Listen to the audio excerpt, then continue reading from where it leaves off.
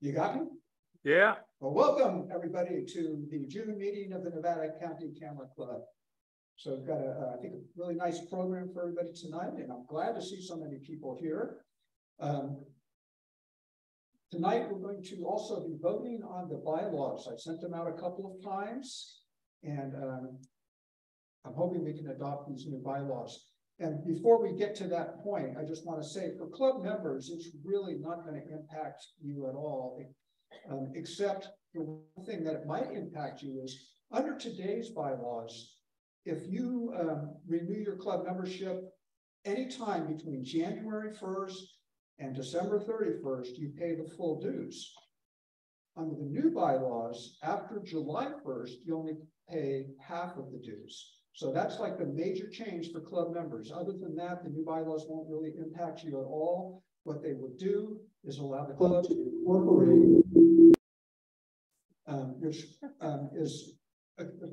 the reason for that is it lessens the liability for the club's volunteer officers like myself. So we'll get to that in a little bit.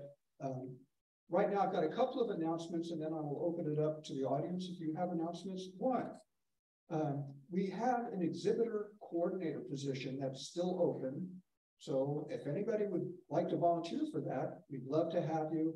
It would be a position to find out what kind of exhibit opportunities are available in the community, put together shows, and there's people that can help you do that. And we have some documents that previous coordinators have prepared that would also help you, find out what you're supposed to do and when. So exhibit coordinator, if you want to be the exhibit coordinators, just send me an email. Also, there's an opportunity to show your work at the Edward Jones office on Brunswick in Grass Valley. And if that's something you'd like to do, contact Faith at the Edward Jones office. I'm going to read the phone number. It's 530-477-3360. Again, 530-477-3360. So that's an opportunity. Ann's got a show there. Desert's going to have a show there. So anybody who wants to, they're looking for people to display their artwork. Next, the Bear Yuba Land Trust is looking for photographers to photograph their events, to provide them photos of landscapes and things in flora and fauna. So if you would like to help the Bear Yuba Land Trust as a volunteer photographer, let me know. You can either call me or email me, and I will put you in touch with the appropriate person at the Bear Yuba Land Trust. The fair, Nevada County Fair, the booklet is now available. You can pick one up at the fairgrounds, or you can download it online. I'm not sure if it's online yet. I didn't have time to check. I just found this out today, but I do know that they do have the handbooks at the fair office. So a lot of club members like to put their work in the fair. So now's a good time to get started on that. So I will open it up to announcements from the floor. Anybody? Come on up, Dan.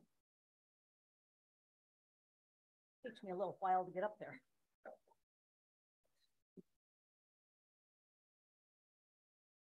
Just briefly, if anybody has an individual exhibit that you would like some PR help with, give me a call, send me an email 3 to 4 weeks in advance, and we can talk about news releases, we can talk about community calendars, we can talk about a variety of things. So just let me know, and I'm happy to help.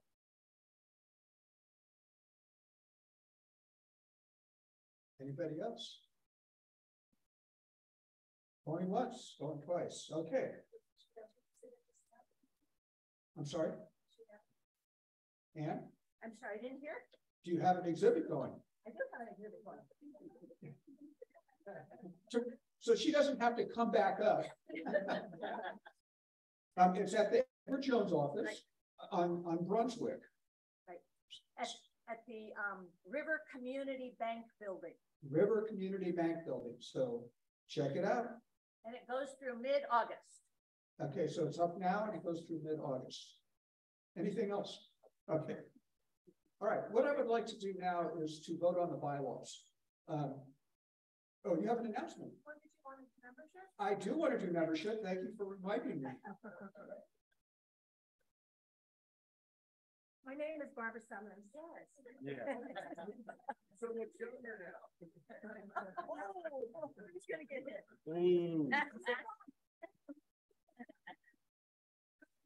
Hi, Barbara and Bill are on a well-deserved vacation. So she asked me to take over for her. And what can I say, right? I owe her anyway. So tonight we have 2 new members, and I want to, actually we have 3. 1 former member returned.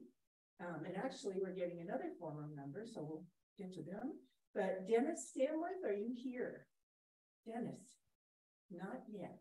Okay. Eugene Marrero? No, they're missing out. Okay. Well, those are 2 new members, and as we see them, we'll welcome them.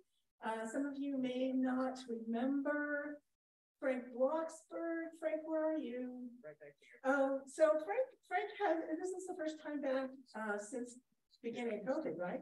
Yeah. And he's taken on the task of critiquing tonight.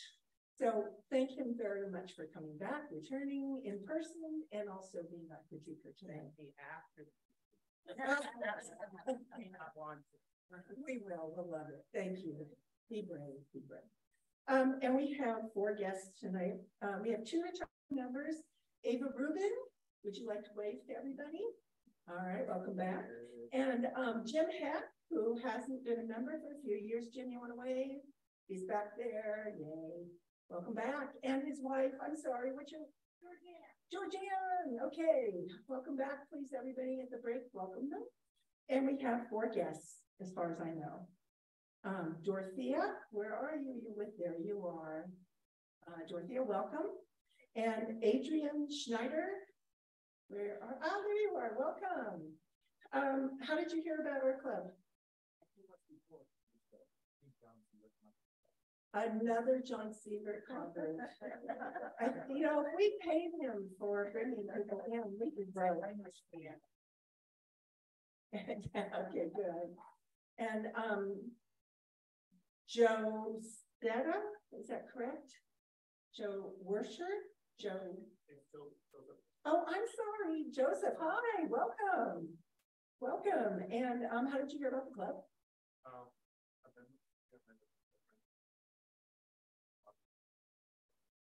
Okay, all right. Well, we're glad to have you here. We hope you enjoy yourself.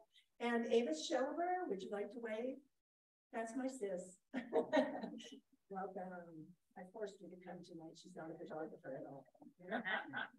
All right. So welcome everybody, and back to you. All right, now we're going to vote on the bylaws. So first off, this is for members only. So if you're not a club member, please do not raise your hand. For those of you that are on Zoom, if you, we're sending out a poll. So please respond to the poll, yes or no. And if you can't do that, raise your hand using the reaction tab on your Zoom. It's on the lower portion of your Zoom. So first off, when you raise your hand for the people that are here, please keep it up until I tell you to take it down because we need to count every vote. Okay, Laura, are you ready? Okay.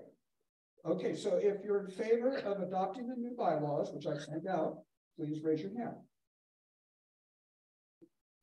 And keep them up.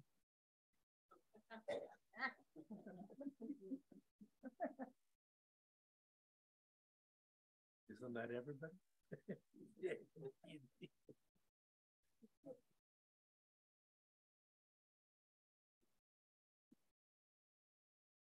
Yeah, it's important we get the count because we have to have a certain number of people. You got that? Bob, how about 8 of 9 on Zoom, no no's, 8 yays. Okay, so I'm not going to ask for no votes. All right, now the next vote. So I'm thinking, how many did you get, Laura? Okay, I think we might have enough to adopt the new bylaws. So under the new bylaws, the club officers would now be both on the board of directors and also officers. So we kind of have to reestablish ourselves as board of directors, not as president, vice president, secretary, and treasurer. So again, we're going to do another vote. This time it's to confirm that the existing club officers are the board of directors. So again, would you please raise your hands and keep them up if you are in agreement?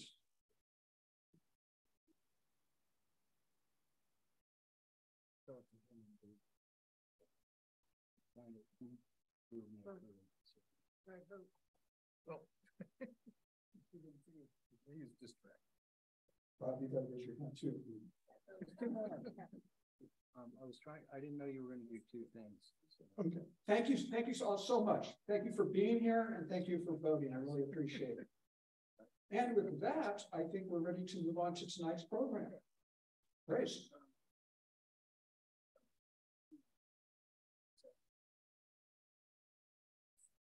Okay, thank you. And thank you everybody for coming out tonight. Really excited to bring this presentation to you. As you may know, every year we have 2 months that are designated as member-led. This is one of those months. And then the other one will be our September month, which is when we'll do a series and more information to come on that. But for tonight, I have conscripted a few of our fellow members to help with this presentation, which is called Breaking the Rules to Tell the Story. And I think we'll get it up on the, are we going to have it on the screen? Oh, I think we're working on it. Anyway, but while they're talking about it, I want to give a little bit of background. Let me figure out if I can. Should have practiced setting my paper up here. Or not use paper. People still do that? Well, I still do that. All right.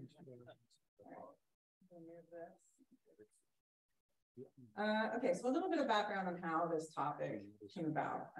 This was kind of born out of a conversation that those of us who went on the Scotland trip had while we were wandering around in the gallery at the National Gallery of Scotland. And started talking about the art and seeing what was there and noticing how often, and I'm sure a lot of you have had this thought too, when seeing some of the artwork that's on display and noticing how often great art, what we call great art, breaks certain rules. For example, we noticed that there were paintings that, had a strange sort of composition or perspective. There's a lot of things with perspective. And in fact, that's something that comes up a lot. And we wonder, well, what is the reasoning behind this? What makes this art? And in fact, if we can go to slide 2 right away.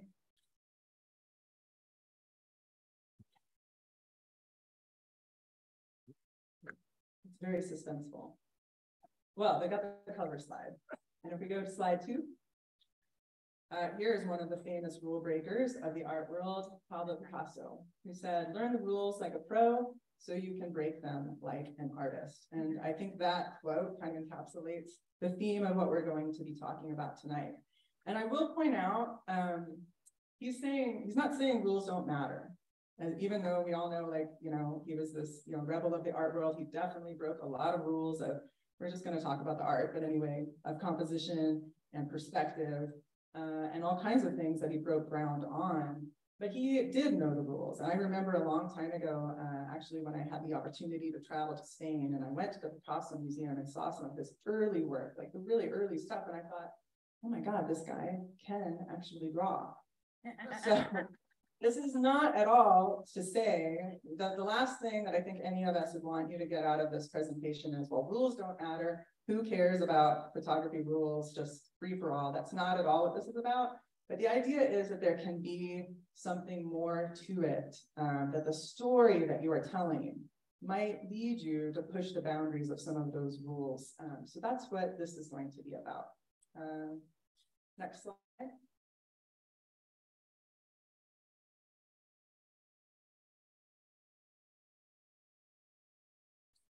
Okay, so first, actually, I don't think that's the next one. Can you go back one? Back quite a few. This is going forward.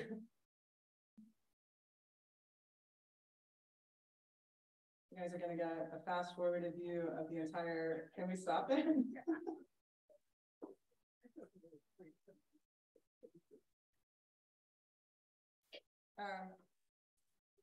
Okay, well, we're getting to the correct slide, which is now will be slide 3, well, slide 2 after the cover.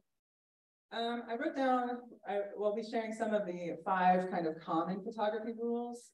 These are obviously, and when I say rules, maybe, I don't even know if that's the right word, maybe kind of guidelines. But 5 common photography rules. We all know about the rule of thirds. Probably very familiar with that one. The idea of not centering the horizon, don't under or overexpose your image, you want the right exposure. Don't crop out limbs, heads, etc. of people in your photo. Try to make things very sharp. I see Robert, I see you shaking your head, just hang in there. There's a whole presentation coming, don't worry about it. Are there any other that you guys can think of like rules, or I'm just curious, is there anything I've missed from this list that you're like, well, I've heard this said about photography? It's okay if not, but if there is. Okay. What was that? What do you call it? Edge patrol. Edge patrol. I haven't heard that one. What does that mean? Pay attention to what's on your edges. Okay. Pay attention to what. Eye leaks, you know. Oh, okay. Pay attention to what's on your edges. All right. Yeah. So that's one that Level horizon. Level horizon. Maybe that's what I meant by centering. No. Is that different? This is where I have a lot to learn too, you guys. So, you know, so what is it? Level horizon? Always keeping the horizon at a straight line. All right, good. Well, having talked about that, just again, these are just a reminder of what are some of the things that we use as guidelines for creating our photos. Let's go to the next slide. There are benefits to having these rules, like I was hinting at before. For one thing, they provide a good foundation for learning the craft. I mean, not paying attention to the rules would be a little bit like, you know, telling a writer, you know, doesn't matter about grammar, just let it fly. Now, sometimes we read stuff that it seems like that is what's happening, but in order to tell a story effectively, you have to know how to use language the right way. And the same thing goes for photography. There's a visual language too. So it is important to have a foundation. To give us an aim to shoot for, no pun intended. You know, there's a standard that we can kind of measure against. And as I was kind of hinting out with the first part, you teach us the basics of the visual language. And a lot of that is about the composition, how perspective and other elements of the visuals work to tell the story within us. Moving on to the next slide. So what's the challenge here? Well, I think the challenge is that sometimes we kind of forget about the fact that there's something beyond those technicalities.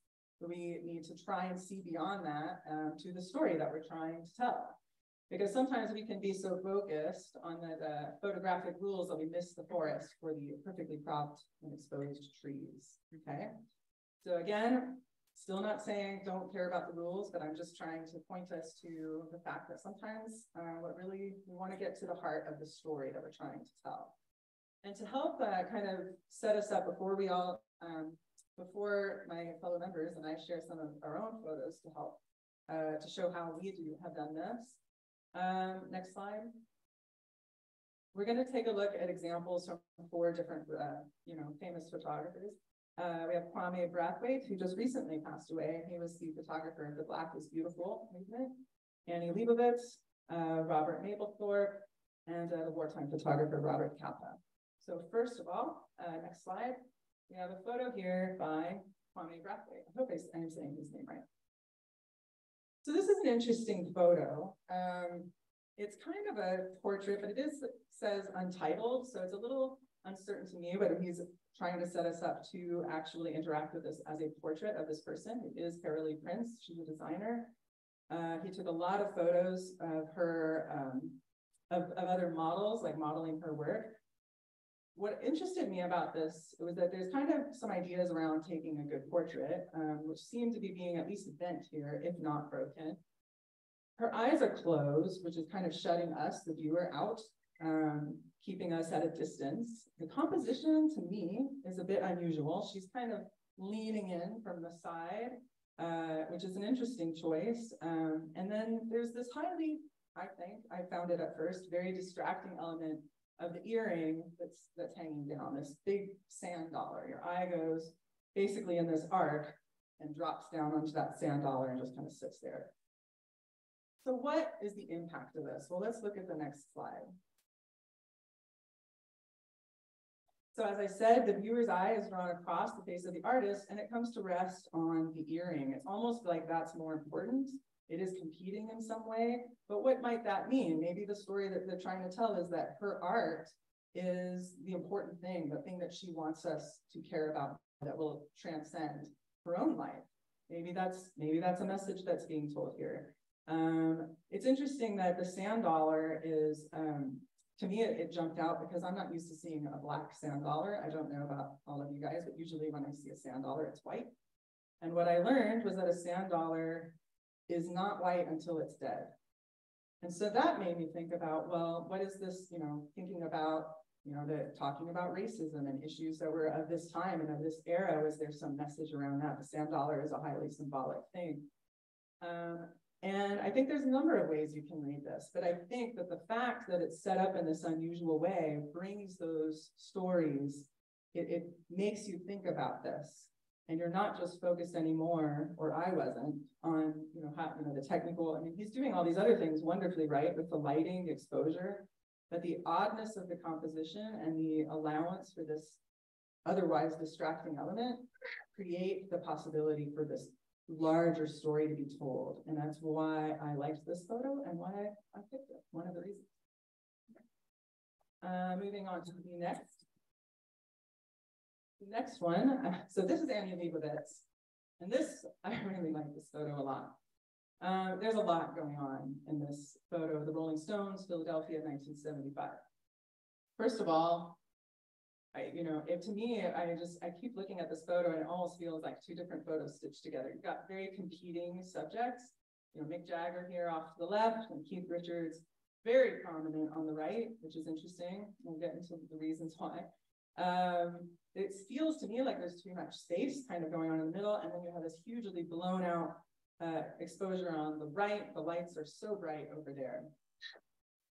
So those are all things that we might say, well, gee, maybe they should have been exposed, or maybe we should crop that part out, or maybe, cropped out, have made these into two different pictures. There's all kinds of ways we might look at it technically and say that, but let's see what the impact of this composition and it says to us. The next slide. So what is the result of this odd composition? Well, for one thing, your eye kind of bounces all over it. At least, maybe it's just me, but mine definitely was like jumping around, kind of like the way Mick Jagger is jumping around this stage. You can imagine, it's almost like you're visually being invited to experience the kinetic energy of the concert. And there's also a sense of really interesting tension because you have Mick Jagger, who's the front man, who looks smaller. He's also defying gravity back there. So he's like really interesting, but he's also smaller than Keith Richards. Not actually, but with the wide angle, the way that this is set up, that's how it looks. So what is that telling us? Well, it was interesting, this tension, because I did a little digging and there was a quote from the book Annie Leibovitz at Work, where she talked about how Mick and Keith didn't always talk to each other. Keith's guitar was supposed to be amplified as loud as Mick's voice. They were caught up in a romantic struggle. Now, if I hadn't read that, I think I would still know that from looking at this photo. Why? They're both facing away from each other. That hints at that, not talking. Obviously, they're, in a concert, they're not going to be talking. But I'm just saying it's telling the story of this band in an interesting way. The fact that Keith Richards is larger and his guitar is probably about almost as big as Mick Jagger on the left. So it's almost like you're visually showing that tension, that story. And then that extreme wide angle, we have this distorted sense of the space and shape and which subject is more or less important. And all of that is being told in this, otherwise, to me, kind of funky composition, but it's very dynamic, very energetic. And then you're just caught up in the bright lights at the end of it. Your eye just goes through right to that. And that is, I think it's just a very cool photo and tells an interesting story in a lot of potentially, if not broken, bending some rules kind of ways. Yes, this question.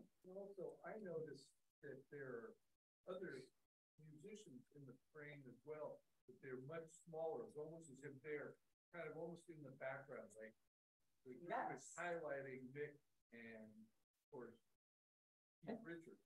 I think that's a really good point because it really tells you. In that corner, so they couldn't have propped out the lights without taking him out of the frame. That is a really good point. Very back there. Also, remember the. Yes, so that is a good point. If they did crop out the lights, then we wouldn't see the rest of the band. However, it's also not probably unimportant that they are much, much smaller. They are way in the back. We know very clearly from this photo who are the two most important people in this band. At least who think they are, you know, right? Okay, so that was a great point. Thanks for bringing that up. Next slide. All right, so this is for Robert Mapplethorpe.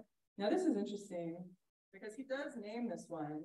And when you title, in my opinion, when you title your photo with the name, to me, that's setting me up to see this as a portrait for sure. So this is the portrait of Alistair Butler, but as you can see, the subject of this portrait is barely even in the frame. They're just at the bottom. There's a ton of empty space above.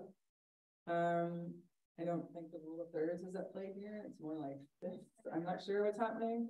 I'm not even sure that I got the whole photo, to be honest. I think I saw somewhere it actually is a little more vertical, so apologies for that. The eyes are closed again. And in fact, it's really interesting because this may be a portrait, but it's really styled like a landscape. You've got this very sharp profile. It's almost, you can read the shape of the human face, like mountains, right? So what kind of story might be being told here? Let's see on the next slide. And you know, I should say, obviously, this is my interpretations of these stories. You may be coming at this something differently, but the point is that there is a larger story at play, and the photographer is willing to play around with some of the rules. And the rules may not be about, like, this is very well exposed, all of those things, but I mean, as far as a portrait goes, it's kind of an interesting take on portraiture. Is it not advancing? Well, because screen sharing is on my computer, but not on the Oh, am I gonna have to? I hope I don't have to find the page. The ones that There you go. all over the place. Oh, thank God. All right. There's just a pile of paper up here now, and yeah.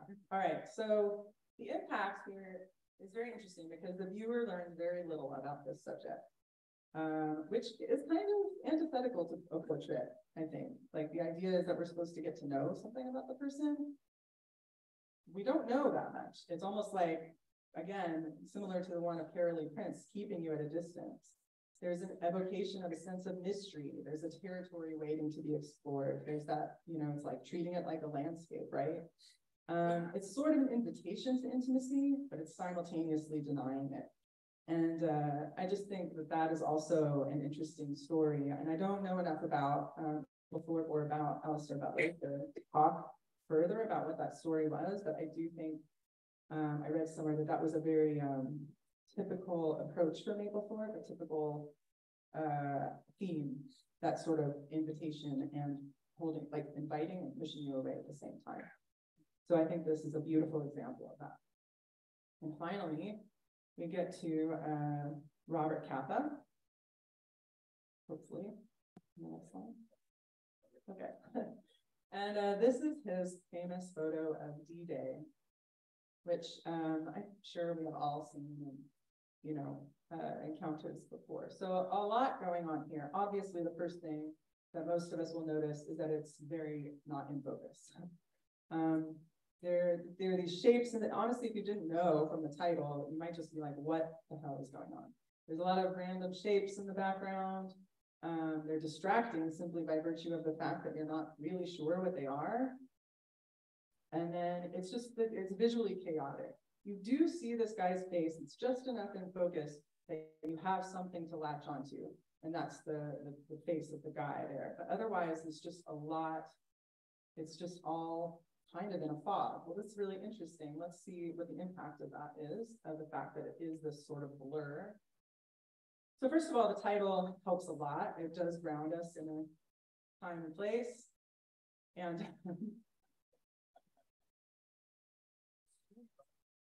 I don't know. Oh, does it? That's so kind of it to do that. Wow. All right, so the title is grounding us in the time and place. That helps us because then we start to make a little sense of what's happening in the background.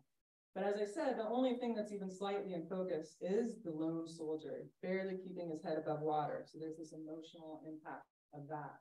The blurriness, you know, obviously it's blurry in part because of the action, and surely because of the limitations of Kappa's equipment at the time. But it's, you know, it's that blurriness works well to tell the story. It's a sign of the action of combat, and it's also that inability to make sense of what's happening in the moment. When you're in that situation, it's almost like we're sort of being visually invited to experience that blurriness that's going on. And it actually ends up being a very excellent visual metaphor for the term, the fog of war, which I didn't know was an actual term, but it is, which is about that lack of that uncertainty around situational awareness. When you are caught up in military operations, you're uncertain where you are, what's going on. It's actually, that is the term, is the fog of war. And if there is a better picture of what that looks like, I'm not totally sure if I've seen it. So good job, Robert Kappa. Yes. Was it also a funky day? And he must have used very highly sensitive film. Fog of day, I don't think sensitive he film. asked the soldier if he posed. I'm pretty sure he didn't ask him to pose as well, but that's, you bring up good points about the things that he would have had to do on that, you know, photographically in order to capture it at all, using a very sensitive film, and you know, keeping in mind that it was actually a foggy day. So it's actually, this is amazing that you got this, probably. So those are my examples from history. Any questions before we move into sharing? Yes. I just wanted to mention that Alistair Butler is a modern dancer. So that's really hard with that photograph. Oh, that's great. So if anyone didn't hear, Alistair Butler was a dancer, which is very interesting. And I do know he was photographed in other you know, in other portraits, but like that one is just fascinating because he would never get the dancing part, like when he's just his little top of his head. So that's really cool. Thanks for sharing that. So we will turn it over and start with our members, starting with David Wong, who's going to share some of his work and thoughts on this as well. Thank you, David. Hello.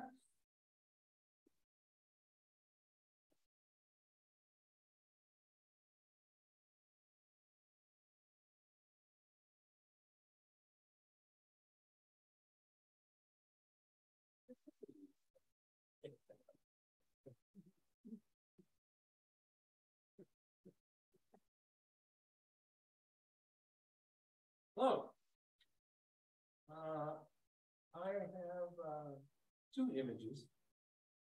The first one is entitled Black Neck Stills. Oh, yeah, I'm not loud enough.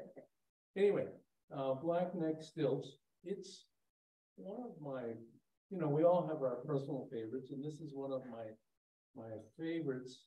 And I chose this photo to discuss the breaking of the rules, because I look at this one and I thought, well, you know, we hear all these different rules, and this certainly doesn't conform to a number of them. It's centered. You know, we always hear that, oh, you're not supposed to put your subjects in the center, because why? Because in the center, it's boring. We should try to move our subjects offset to have more visual interest. And the main subjects of this photo are obviously in the center of the shot, and centered along an area where the middle horizontally as well. There's no horizon to the center, so that you can't get criticized for that. Then there's this whole thing, you know, we hear all the time about the rule of thirds. where's the rule of thirds in this? You know, I don't know, I didn't pay attention to the rule of thirds. I didn't try to place the birds in the magical rule of thirds in there, spread out without regards for that rule.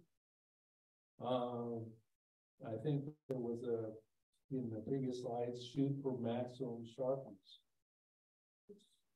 It's an acceptably sharp photo, but it isn't that sharp. It isn't the details of the photo that I wanted to show. I think usually I try to develop, you know, the mid-tones and the contrast between the blacks and the whites are more developed so you can see detail, but there's not a lot of detail here. So then there's the reflections. You know, people always go look at, oh, these are great reflections because the water is all still and you see great reflections of the mountains or whatever. And here the reflections are all just kind of broken up. You know, there was wind. This was 8 o'clock in the morning at near the Sutter Buttes, and it was backlit. And because of that wind, the reflections aren't really that great. The photo is flat. There's no, you know, you know, when I do critiques, I always go, oh, we should have great depth to the photo. You know, something great in the foreground, middle ground, background. This really doesn't have much of a foreground, middle ground, and a background. So by all rights, this photo, you know, according to the rules, is a failure. But I still like it. So why do I like it? All right. First, I love the serenity of the shot. I think the early morning backlighting the birds conveys a quietness of the scene. Second, the reflections being broken up by the wind of the water create a feeling of, for me, brush strokes. When I looked at this image, I thought of brush strokes. And I thought of heavy ink brush strokes. And because I grew up so used to Chinese calligraphy, for those of you that know calligraphy with the black ink and whatnot, I saw brush strokes in this. And I just thought that the characters and the brush strokes and the birds, I thought that went together. The image is essentially a black and white. It's a color image, but it's essentially a black and white. But the subtle red legs of the black neck stilts, which you can just barely make out as red, added to this kind of minimalist image of the quality of the image. And finally, Grace put those words up about Picasso thinking about a painter. She didn't know that I was going to talk about this as well, but I always like to encourage those people who take classes from me to think like a painter. You know, what would a painter do? So that's always in the back of my mind when I take these photos. And then people ask me sometimes on this photo, is it a painting or is it a photograph? Mm-hmm. And there isn't a question that makes me more happy to hear when somebody asks me that. Ansel Adams was fond of saying, there are no rules for good photography. There's only good photography. And I kind of feel that I was able to achieve that in this. So that's my reasoning here. So the next image, I wish I could lay claim to it.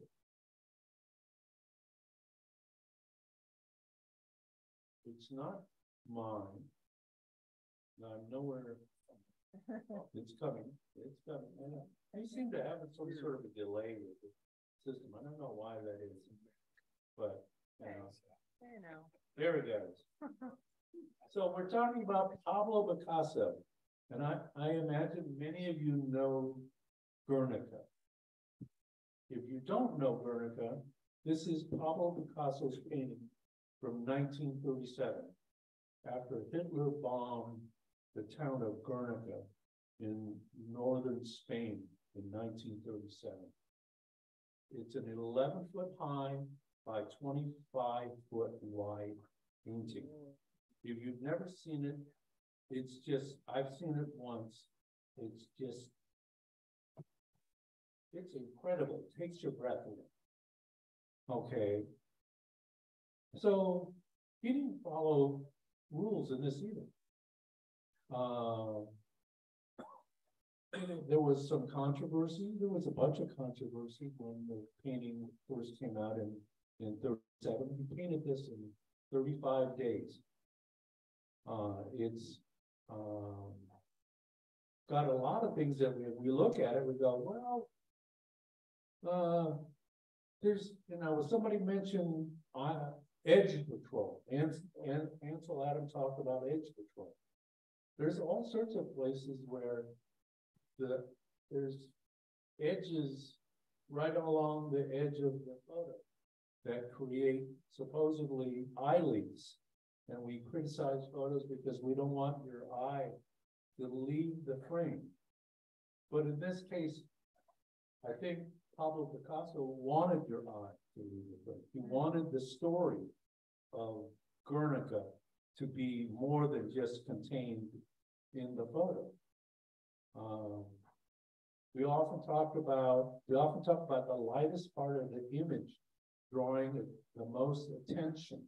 You know, so you see, you know, there's kind of areas where the lightest part of the flame, but are those the areas that draw the most attention? I don't know. I think, you know, look at the horse, look at the cow, you know, look at the guy on the ground. I mean, there's lots of areas where, you know, he breaks with convention. He wasn't making the light part what you want. He wanted you to see shapes, form, you know, it was unconventional shapes. This is great because it sets a mood. I mean, you look at this, I think I stood in front of Guernica for a long time, just staring at this image, you know. It delivers a message, the symbolism of, you know, the horse, the eye, you know, the light bulb, you know, all these symbols to convey feelings. The painting is confusing. One of the things that we always talk about is, you know, let your viewer know what your main subject is. We always talk about let your viewer know where the eyes are supposed to rest. Where am I supposed to rest with this? You know, there is no place for my eyes to rest. It's all over the place. And yet it's artfully fascinating. You know, we can stare at it for a long time. You know, I'm just mesmerized by it. So I think this is a great example of, you know, rules. Thank you.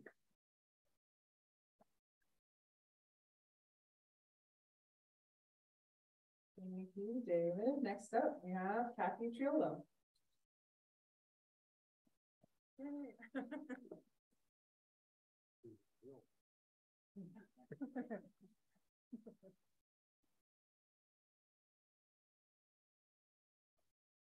Grace, and I'm just fascinated by this because David gave us some great art lessons here, and I won't give you any art lessons, so we're going to move on from the wonderful art lessons that David always gives us. When we went to New York with him, we went to a number of museums, and it was always enlightening for me, so thank you for that.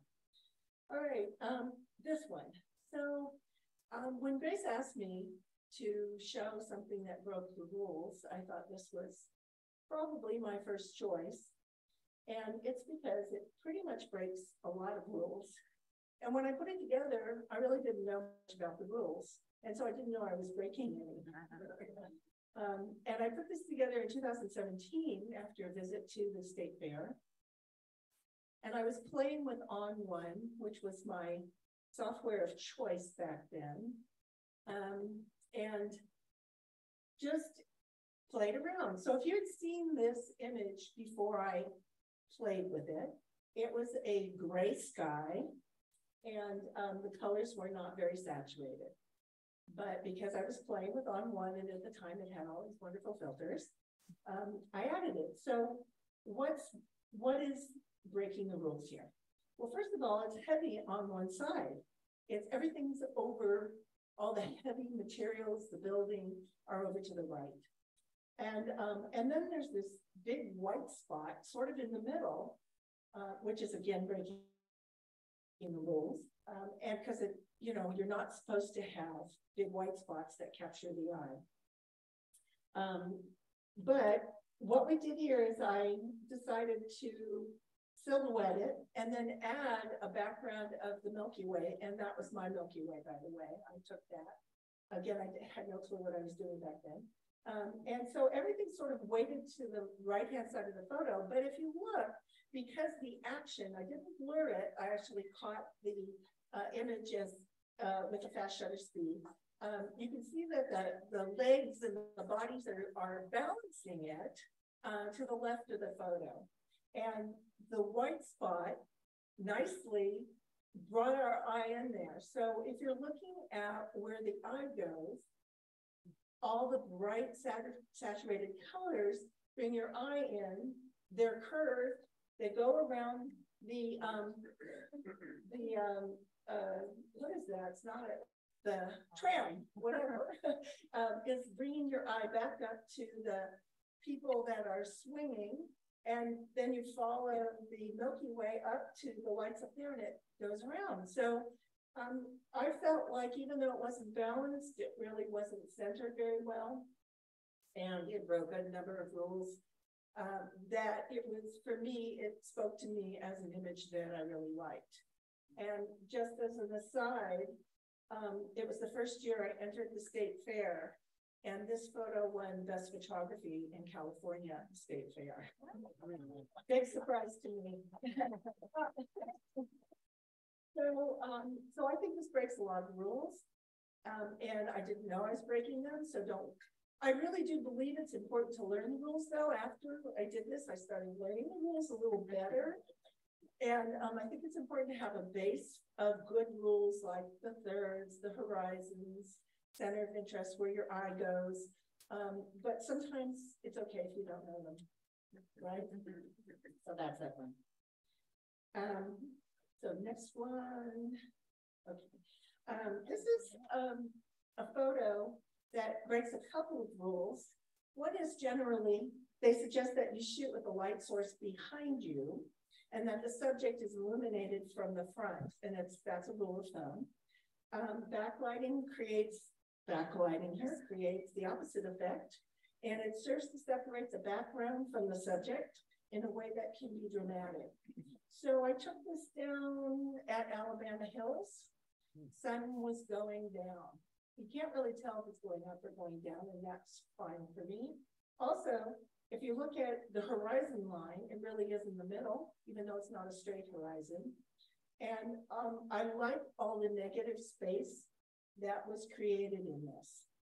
And so that's another rule, is that you're supposed to embrace negative space. Empty space doesn't mean wasted space. So empty space, if you think of it like an object, and you lend the same consideration to the placement of it as you would other elements in a photo. So in this case, negative space and framing work together with the sun going down, lighting the cactus, I guess. And then your eye could rest at the bottom and then go right back up. There's even though the horizon sort of takes you out of the frame, it really, because the bright spot is in the middle, it keeps your eye right back in there. So, so this one breaks the rules of horizon and illuminating the subject from behind to the front. But these kinds of silhouettes really work well. And especially for marketing, if you're like doing a business card or something, you can use all this negative space for writing. So that's a useful thing for yourself. Create your own marketing tools. So next.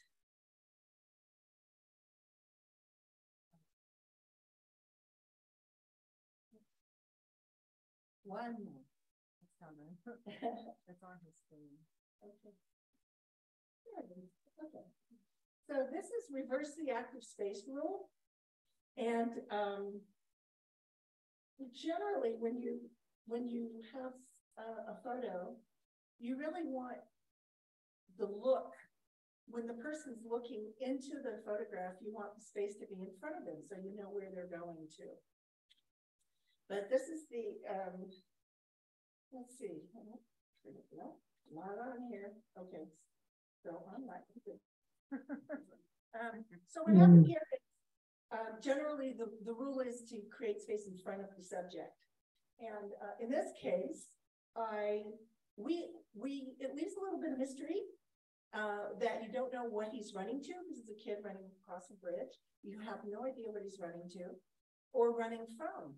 And I darkened, made the left side black and white, made the right side in color. So there's a story here. What it is up to you. But there's the active space really is on the least amount of photo that's there, photo space. And this is all the passive space that is darkened in black and white. So it gives a mood. It's done on purpose. And you can do that with your photos too. That's breaking a rule. So I think that's it.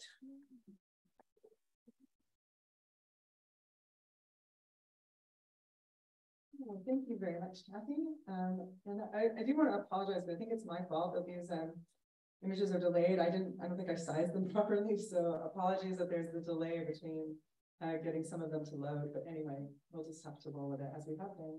And next up, we have Dave McClellan.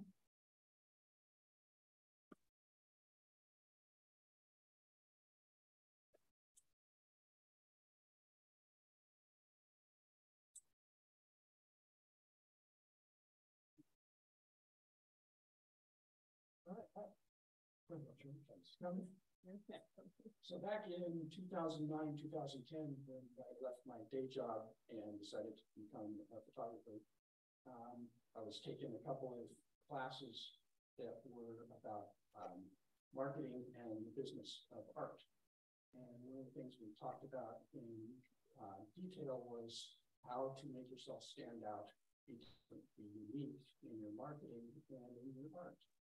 And I was doing projects at the time, shooting guitars of all my bandmates, shooting bicycles of all my friends and bike races, and doing a project shooting all the colorful old buildings in Grass Valley and Grass City. Spending about 2 years doing that, quite a bit of photography time. And so I thought, I can market my guitar pictures to recording studios, things to put on the wall, on foam, that can be sound absorption and inspirational. What inspires me would inspire somebody else in the recording studio. But I just don't want to have just a regular picture of a guitar that anybody can do that. So what can I do in a basic program to make it different than everybody else's? And I knew Photoshop pretty well from using it in my job, but I didn't know it that well. And so I went in and started playing with all the stuff that's in there, image adjustments, doing inversions, doing filters with dry brushes, posterizing and cutouts, and then doing the style menus and the mode options, and doing all kinds of different things. We're just figuring out what it does that can be wild and crazy and different.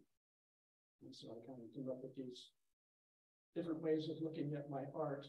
And this one I actually had when I first figured out how to do these squares with the beveled edges and kind of breaking it all up. And just thought, what if I could make this into a piece of three-dimensional art? And so I got it blown up at 11 by 14 on foam core and cut out each of the pieces and then stacked it on another piece of foam core. So it was actually a three-dimensional piece of artwork. And so that worked out pretty good. So the point I'm making here is you've got your photograph not necessarily breaking rules, but it ends up breaking a lot of rules as far as what's just a photograph and what it can be. And I call it photographic art. That's what I was marketing myself as, a photographic artist rather than just a photographer.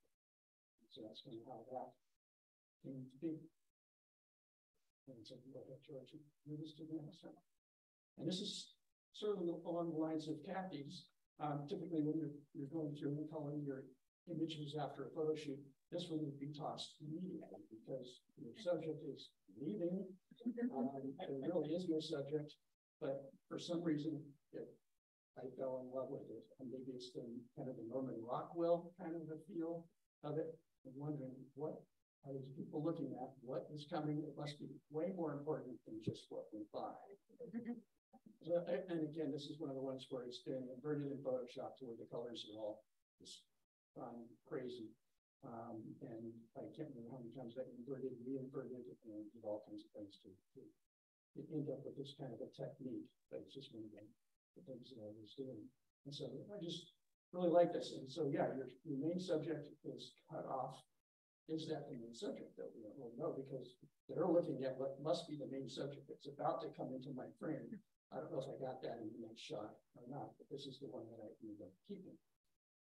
John, I have to ask, were you here in 2010? Yeah.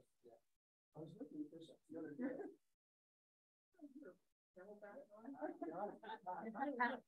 I don't know what you think, but there's a resemblance.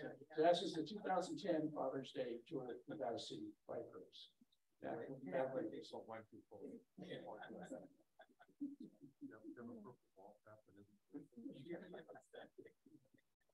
So yeah, so this one, you know, I don't know, this will probably get ripped to shreds in the critique because of what's possibly going on, but it's always been one of my favorites.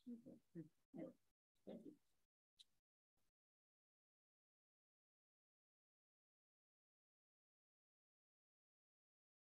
Oh, thank you, Dave. Next is Douglas.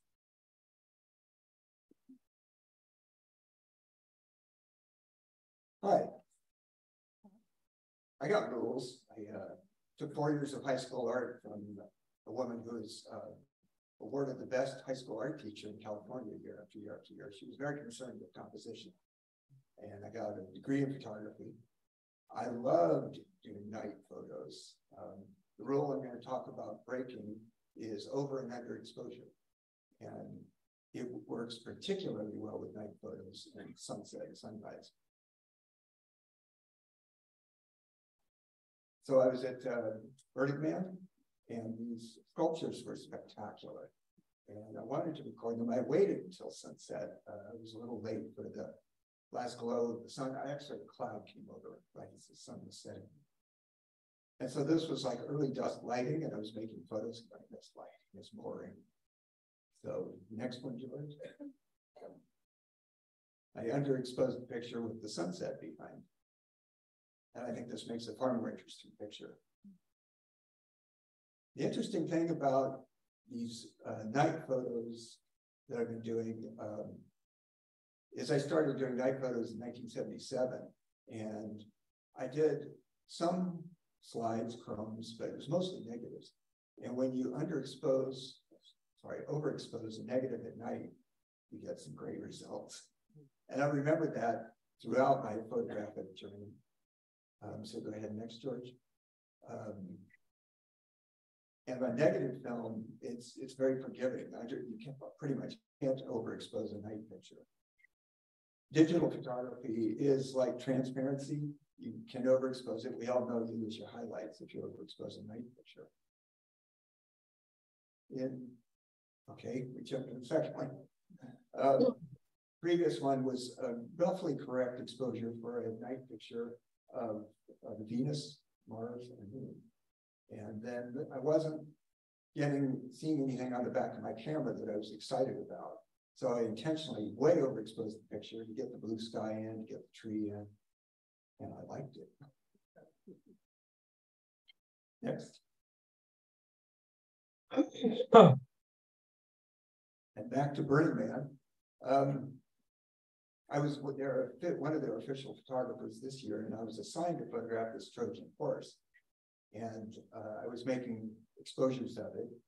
And this is for the lighting, it's a relatively close proper exposure. But again, I was not excited by this. So I overexposed it. Next.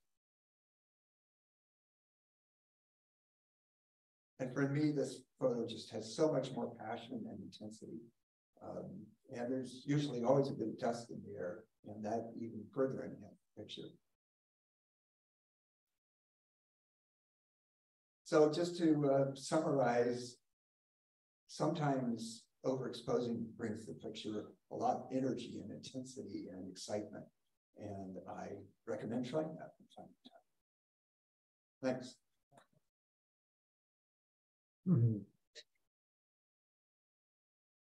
Thank you, Douglas. And next we have Ellen.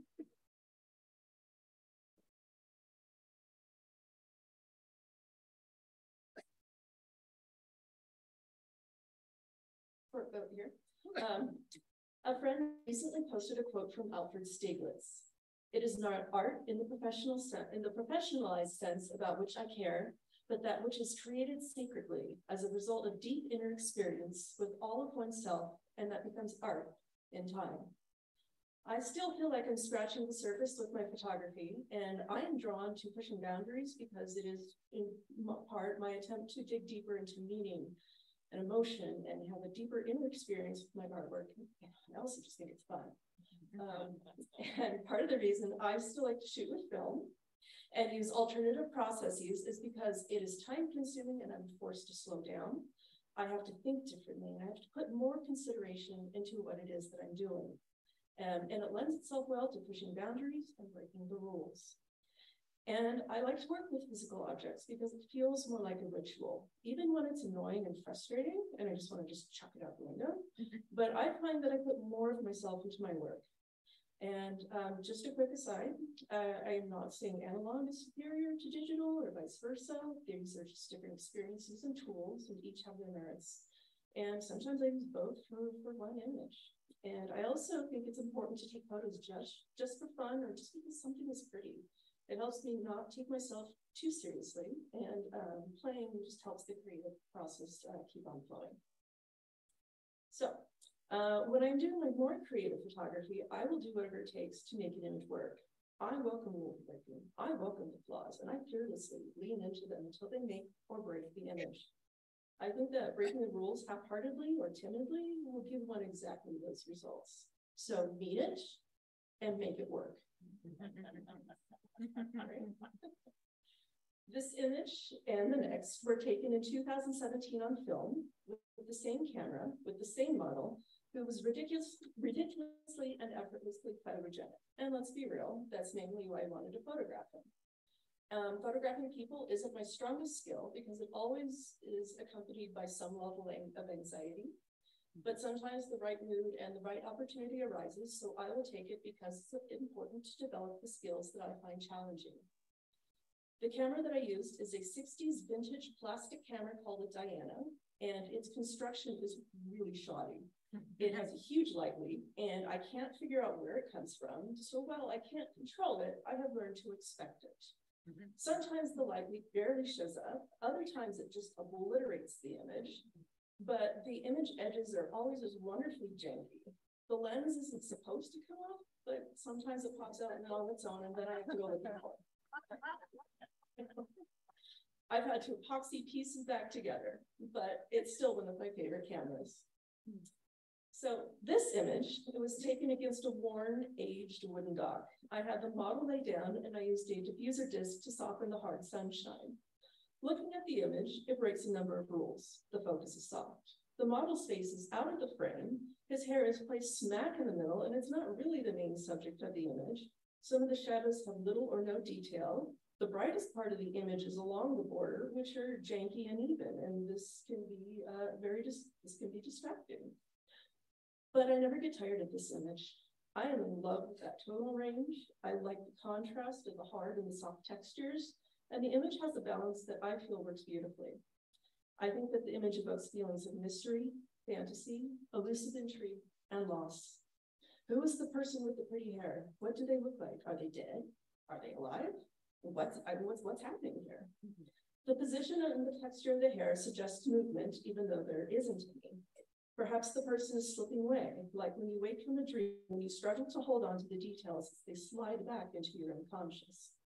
What supports this is the soft, dreamy focus. The person is only partially in the frame, as if they are exiting. It even looks like they are taking the light with them, and the darkness is encroaching. The janky, uneven edges don't give a viewer a hard, clean line to leave the image, and it adds to the dreamlike fantasy state. If this were a clean, sharp image with the model's face visible, it would probably be a perfectly pleasant portrait, but it would be a completely different image and it would lose the mystery and intrigue. Next.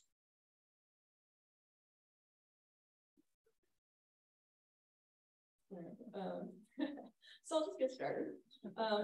This is among my favorite portraits that I have ever made. This time the model, no. Okay.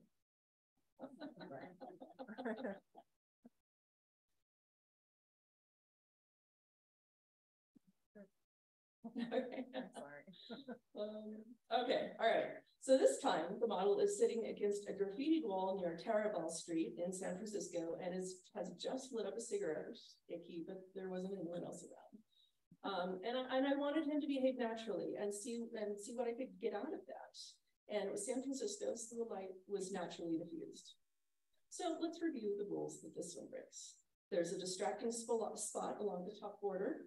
The light leak takes up more than half the image, makes it very bright at the edges. It completely blows out some of the detail. There's a lot of black with no detail at all. The focus is soft. The model is cut off at the knee and the elbow, and his eyes are nearly closed.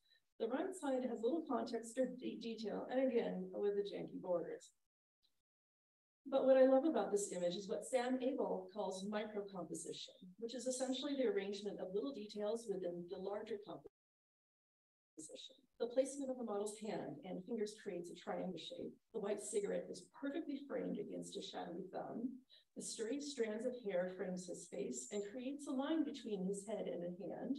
His head is angled to flow with all the converging lines, and though his eyes are nearly closed, they lead the viewer's eye to his hand, and they all work together to create a balanced composition within the larger composition, which I'll segue into right now.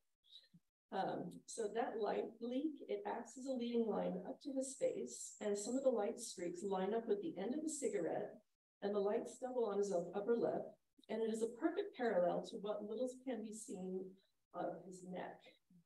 But there's just enough detail to see the major details of his face.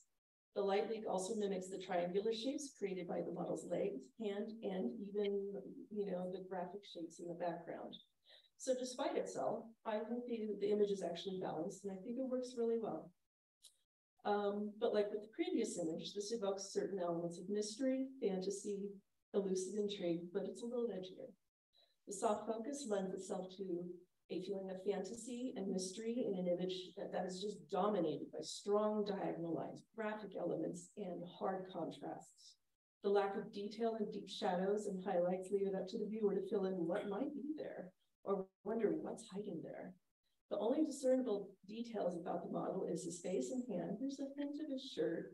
And again, there's a sense of lack of information about this person, and the viewer is left to fill in the blanks. The model is looking at his lit cigarette, not the camera, and is ignoring the viewer. The light leak acts like another misty veil that keeps the viewer at a firm distance.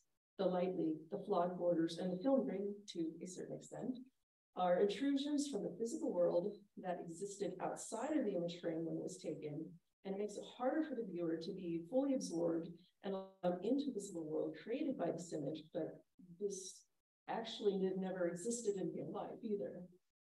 Well, not completely, anyway, you know what I mean. If this image was clean and sharp and it followed all the rules, I still think it would probably be a good image because I really like that micro-composition. But I think it would lose a lot of the emotional impact, the mystery, and it would just be another pretty bad boy smoking a cigarette against a grungy wall. I actually Googled pretty bad boy smoking a cigarette against a grungy wall, and the results were pretty extensive.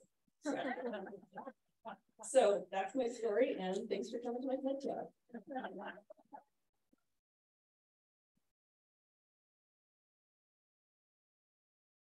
Thank you so much, Ellen. That was great. Thank you to all of my fellow presenters tonight who shared their photos. I do have a couple myself. I figured it wasn't fair to ask other people to do this and not put myself in the hot seat also. So I will we'll move on to my photos, although I kind of wish I put myself at the beginning so we could have ended with that really delightful one from Ellen, but or any of the others. but you're stuck with me at the end, so there we go. So this photo was one that I took a few years ago. I think it was, I want to say the end of 2019. Now, this is an interesting photo to me. I really like it, even though as a landscape, it is really obviously breaking a lot of rules. There's no rule of thirds here. The cityscape is very tiny down at the bottom. There is a ton of space above all of these clouds. It's interesting because I thought about cropping in, but I also, actually I was kind of limited by my camera on this. I did not have the amount of resolution that would be needed to actually crop in on the city without losing a ton of detail. So I actually thought for a while, I was like, well, maybe this just doesn't work. But the more I looked at it, I really liked it for a few reasons. One is that to me, it kind of does tell a story of kind of where I was at the time. I had just come back from doing some traveling to LA. I had given up my apartment to travel for a few months. So when I came back, at the time I took this, I didn't have my own place anymore. I was kind of popping around with different friends and family, trying to figure out what to do next. And to me, there's a lot about this image that evokes those emotions of feeling like uncertain and feeling like there's this cloud above me, but there's also some bright spots that are popping out here. And also there's this sense of this large sprawling city actually being very small in its own way. It's off to the side. It's actually kind of contained between those two small peaks. And that's a sense sometimes of how LA kind of felt to me. It's very big, it's very sprawling, and at the same time, it had started to feel small. And so I think that this image, even though it is not, I could definitely hear people saying, or any, crop down, crop in, or whatever, but even though I probably could take a little off, I don't want to, and I like it the way it is. I love those clouds, and I love that you can see just a bit of the city. And it's an unusual view for LA. We don't think of LA ever looking like this, but it can. I did not do much in terms of any sort of Photoshop for this. This is how it looked that day. And I think it's beautiful. So that's that photo. And for the next one, actually, some of you may have seen, as we wait for it to load, you may have seen it. I did submit it for a critique here. I don't know if it was, I don't think it was last month, but it was the one for when our assigned subject was panning. So this photo, I really like it. But what's funny is when I went to this junior rodeo, took a ton of photos. When I first saw this one, I was kind of like, oh, that one fails. Look at how out of focus it is. And it's, I wish that I caught it a little more in focus. It is kind of panning, but it's not a perfect example because there's not enough that's really in focus. I think there's just enough. You can kind of see the guy's face up there. You can almost make out the number on the boy's back, the part that's not covered by his hat. But really, it's pretty out of focus. It's a lot of motion going on. But that's what I started to really like about it, and that it really tells kind of a story. Everything is in motion. You get a sense of the speed. You can make out that rope is kind of going around the cow or the steer, steer's head. And you sense that there's a story between the man and the boy, and then, working together to rope the cow there. It's a story, there's motion, there's activity, and I came to really like it, even though as far as the rules of panning, it's a lot more out of focus than I think would be, typical for being able to say it's a true pan. So with that in mind, on the next slide, I wanted to put this up next to another photo, which I think I also may have shared before. So sorry if you have to see it again, but eventually we'll see it again.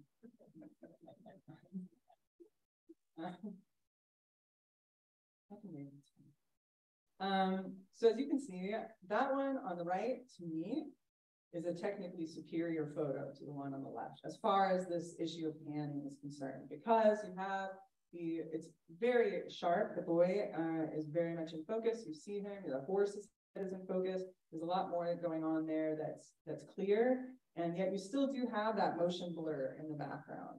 However, to me, it's more of a. To me, it's like good from that technical perspective, but it doesn't tell as interesting of a story because you look at it and it's like, well, what is going on? Where is he? Why is he jumping out of the saddle? You have no concept of the event that he's taking part in. So there's a lot more questions about the story, but not necessarily questions that bring you into something interesting. It's more of just like, what's going on here? Whereas you don't have to ask those questions with the one on the left. You're in that story, you're part of it.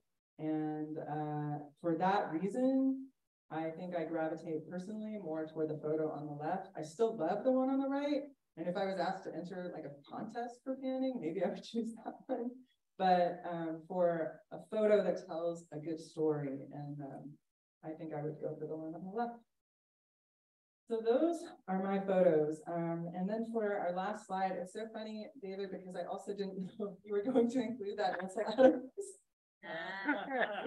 I did not know what, I didn't vet what they were going to talk about tonight. I only got their photos, so I had no idea I added this in at the last minute. So he didn't know I was going to have this in either. There are no rules for good photographs. They're only good photographs. Again, a reminder that that does not mean rules aren't important, but there are things that transcend the rules, that the rules are meant to help elevate. So to keep that in mind, I hope that this has been an inspiring presentation. Some gave things to think about, maybe stuff to play with, and maybe to go back and look at some of your own photos that perhaps you thought, oh, this didn't work, and to look at them with a fresh eye and think, is there a story here? And to think about how you might be able to maybe still work with that photo and bring that story to light. So thank you for your attention. Thank you for being here. I don't know if you have questions. You're welcome. If there are questions, yes. Questions on technical things. What was your I was using, it was a 23 millimeter, oh, but it's a crop sensor, so 35. And do you want what your lens That one was a 600 millimeter, and it was just, yeah, I just like, I like just those birds. And I don't know, can the presenters actually come up so we can all be up here, and if anyone has any questions to ask anyone, that'd be great. And if not, then we can just applaud everyone at the same time. Kathy, are you? Oh, there's Kathy too. Anyone have any questions of any one of the presenters? Yes, sorry. I'm done. So if you knew the rules, like you said, you know the rules, and you made that picture, then you, yeah, one picture, would you have made the same thing? Let me ask. So the question is, if you had known the rules, because Kathy mentioned that she didn't know the rules and she made that picture. So the question is, if she had known the rules, would she have done something differently? If I was a rule follower, probably, but you know me, and I know so probably I wouldn't have done anything different. I love the play. Yeah. Any other questions? Yes. I have a question for Douglas. On your Trojan horse pictures, I actually think the one that was overexposed was the correct exposure, and the other one was underexposed because it brought out so much detail in the surrounding areas of the structure. I agree. It gets into defining what under and over is at night. At night, the range of the image, the lights and darks tend to be extreme. And so to say one range is right, one range is wrong, that's pretty arbitrary. So I agree. Like you said, the second one is excellent. Thanks. Any other questions? Not a question, but I just want to point out the common theme here seems to be playful, just experiment, have a good time, and I think that's the good message. Yeah, that's a great one. Be playful, experiment, have fun. Maybe that's a good note to end on. So thank you all very much. I think Mike is going to take us into the break, or do you want me to? You can. Okay. All right. Well, so we have a break. 7:35. All right. Break till 7:35. Thank you all so much. And we'll be back for critique.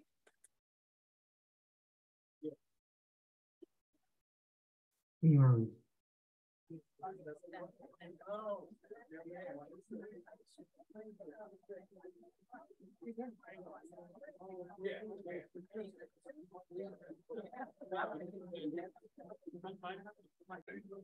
right, have everybody sit down, please. Well, it's gonna be, Shelley Carlisle. Oh, I'm gonna do that. I'll go first. Just kind of hover near the front. You're right. I'm sitting right here. I know, it's probably that. Oh, right, oh, you were there.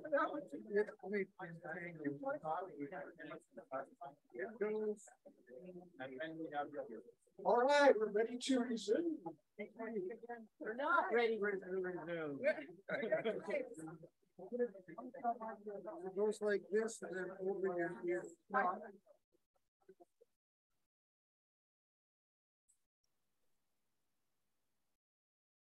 Putting this on? Yeah. Okay.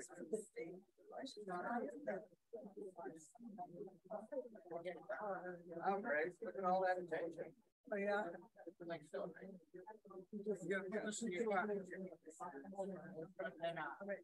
Okay, thank you. You're on. Hey, folks in the back, if you wouldn't mind. No, let me double check it. Hold on. Yeah, you're on. All right. It worked. Were you putting that on? I thought you were. Okay, she's gonna use. Bring it on. I've got a quick announcement that, Press this to turn it on. I mean, it's on, press it, take it off. It's a good time to make an announcement, good friends. Only half of you are paying attention, and you're the right half. So we have 4 other photographers here, and myself who have a show at the Rood Center. So we were really just to be invited by the people who run our county government. And so it's Henry Goodman, Brett Finney, and Bob Brandstrom, and myself. And we have about 20 photographs. We were given the whole foyer of the 2nd floor in the main entryway to the Rood Center. And it's free, and they haven't told us when to take it down. So, but they may soon, I don't know. So I just want to let you know that shows there. What do we call it? The Rood, we're the Rood guys. It was the Rood experience. Rood dude. I'm gonna have a Rood experience. all right, so let's take a look at our favorite photos from last month's submissions for assigned subject. The Temple Range in April by Eric Nichols. Yeah.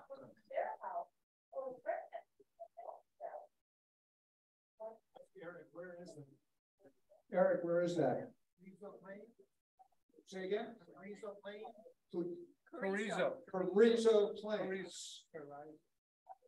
Or Paraiso Plains. Take your pick. For architecture, Under the Bethesda Terrace by Allison Peck. Pulse. Sorry, Allison. Fauna. Who's speaking? Those Eyes, Daniel Chapman. So is Daniel Chapman here? Is that a dog or a wolf? I think it's some of both. It was just, I was sitting there and the guy had his pet there. I mean, it's a pet. Oh, that's I don't know always if it's a dog or a wolf. Okay. Florida, Glad to be Glad, Ingrid Lockhart. Natural Landscape, The Flow by Fred Feeney. For night photography, Moonlight on Bridgeport Covered Bridge, George Papel. For People, April Showers by Brian Dunbar.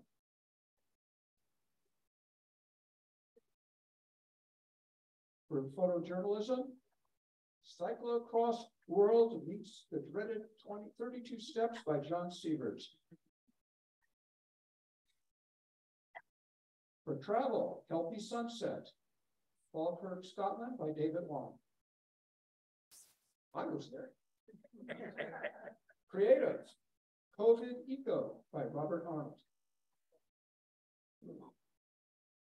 Manipulated but Realistic is Classic Shapes by Darby Davenport. For black and white, Misty Fjord by Kathy Triello. For color, Full Palette by Tom Quinn. For phone, Photo Bomber in Glasgow by David Wong. You were there too. I was there too. And for phone, Alba Rosie Bringing Down the House at Miners Foundry by John Siebert. So let's have a hand for our first black and white. And now Lee Nelson is going to introduce our sharing the moments, the sharing moments. Something like that. Oh.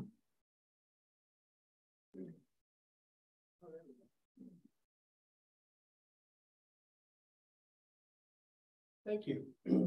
So this is the sharing moment part of the presentation. I'm the coordinator, Rick Ashland. And what we do is we have two speakers every meeting get up and tell the story behind one of their photos, and it's on a volunteer basis. Shelley Carlisle was going to come tonight, but she called me this morning. She has the flu, so she couldn't make it. So I quickly put in one of my photos to talk about. So it's going to be myself and Sharon Rose.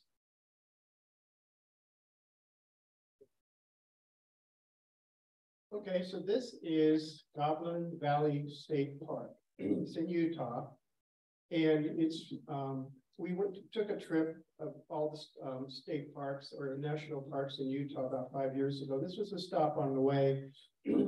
I had been doing some research on night photography, and there's a system called the Bortle system, which is a scale system that help amateur photographers know where really dark skies are or light skies so that you can get the most out of your night photography. This is a Bortle 1, and the gentleman's name was Bortle that put this together.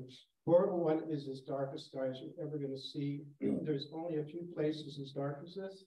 It's actually on the International, what is it?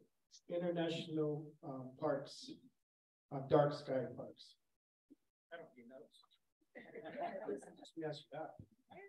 So this was a one-night deal. I was either going to get this shot or I wasn't, because we were moving on to our next location. It had been cloudy all day. We were at the campground, it was about a mile away. So we drove there, and it's kind of interesting. You're in a parking lot, and the valley is 100 feet below you. And there's all these what they call goblins. They're hoodoos, usually about 10 to 30 feet tall, all kinds of shapes and sizes. It's really kind of spooky. So I did my photo kill thing. I needed to be there at 1:30 in the morning. I got up at 1 o'clock. I looked out and I go, okay, I can see the Milky Way. I have a chance, even though it was still kind of stormy. So I get to the parking lot, and there's a few cars, and I look down into the valley, it's below you, and I see these 8 or 10 really bright red lights. And I go, shit, there really are goblins here. What it turned out to be is a time-lapse photography workshop, and they were trying to get the rising Milky Way, so they were just leaving. I said, this is perfect. These guys are leaving. I can come in. I'll have the whole place to myself. So they had their lights on. I walked down. There were stairs, but there's also cliffs. You use the stairs to get down to the valley. And I thought, well, there's lights and talking to these guys. And they left. And I had it to myself. And this is really kind of spooky. The Milky Way was absolutely incredible. I set up my low light lighting with a orange filter. That's how I was able to get that foreground like that. And the clouds were starting to come in. You can see them on the horizon. And so I thought, well, you know, I got a few good shots. I'm happy with this. So I packed up all my stuff, and I started walking toward the stairs. And guess what? My flashlight failed. I mean, you cannot see this. That's how dark it is. What did I do? I panicked. Well, worst thing you could do. I started walking into, because I didn't know where I was. And I knew that somewhere my truck was 100 feet above me. I started walking the wrong way. I finally got myself to calm down. I'm walking towards the Milky Way. I need to walk the other way. This is what I saw when I first got there. So I couldn't find the stairs, and my low light system was useless because it's low light. So I was, oh shoot, think I'm panicking. I'm thinking my wife to camp around, wondering where I am. It's 30 degrees out. I'm gonna die here. These goblins will just swallow me up. That's why your mind starts working. I've never seen anything that dark before. It was incredible. So I finally got a sense, an oh shit moment in my hand. And I said, wait a minute, I have keys. I pushed the button. I was 5 feet from my truck. The shine the lights right in my face. I thought I'm never going to tell anybody this story.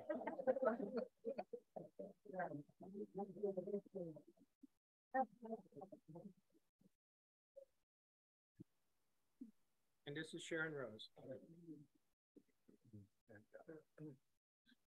I wished I would have gone first because his was very original. Okay, a few years ago, right after I turned 50, I decided to go on a study abroad program to Florence, Italy. I'd gone back to school, and my oldest daughter was a junior in college, and she decided she wasn't going to go on a study abroad program. So I thought, well, your mom can. So I landed and I found my pensione that I would be living in for 3 months. And I gave myself the assignment to find angels and photograph them. And I was at a crossroad. I just had turned 50. I was very unhappy about many things in my life. And so I was, for the first time in years, just having to take care of myself and focus on my needs. So every time I saw an angel anywhere, I photographed it. None of them were really speaking to me. And then the last few weeks that I was in Florence, I went up above Florence to San Miniato and wandered around the back. The sun was really getting low and getting close to sunset. And I came face to face with this large angel holding this baby. And it was exactly what I had been looking for the whole time I was there, kind of soul searching. And I realized that I was the angel and I was the baby I was caring for myself.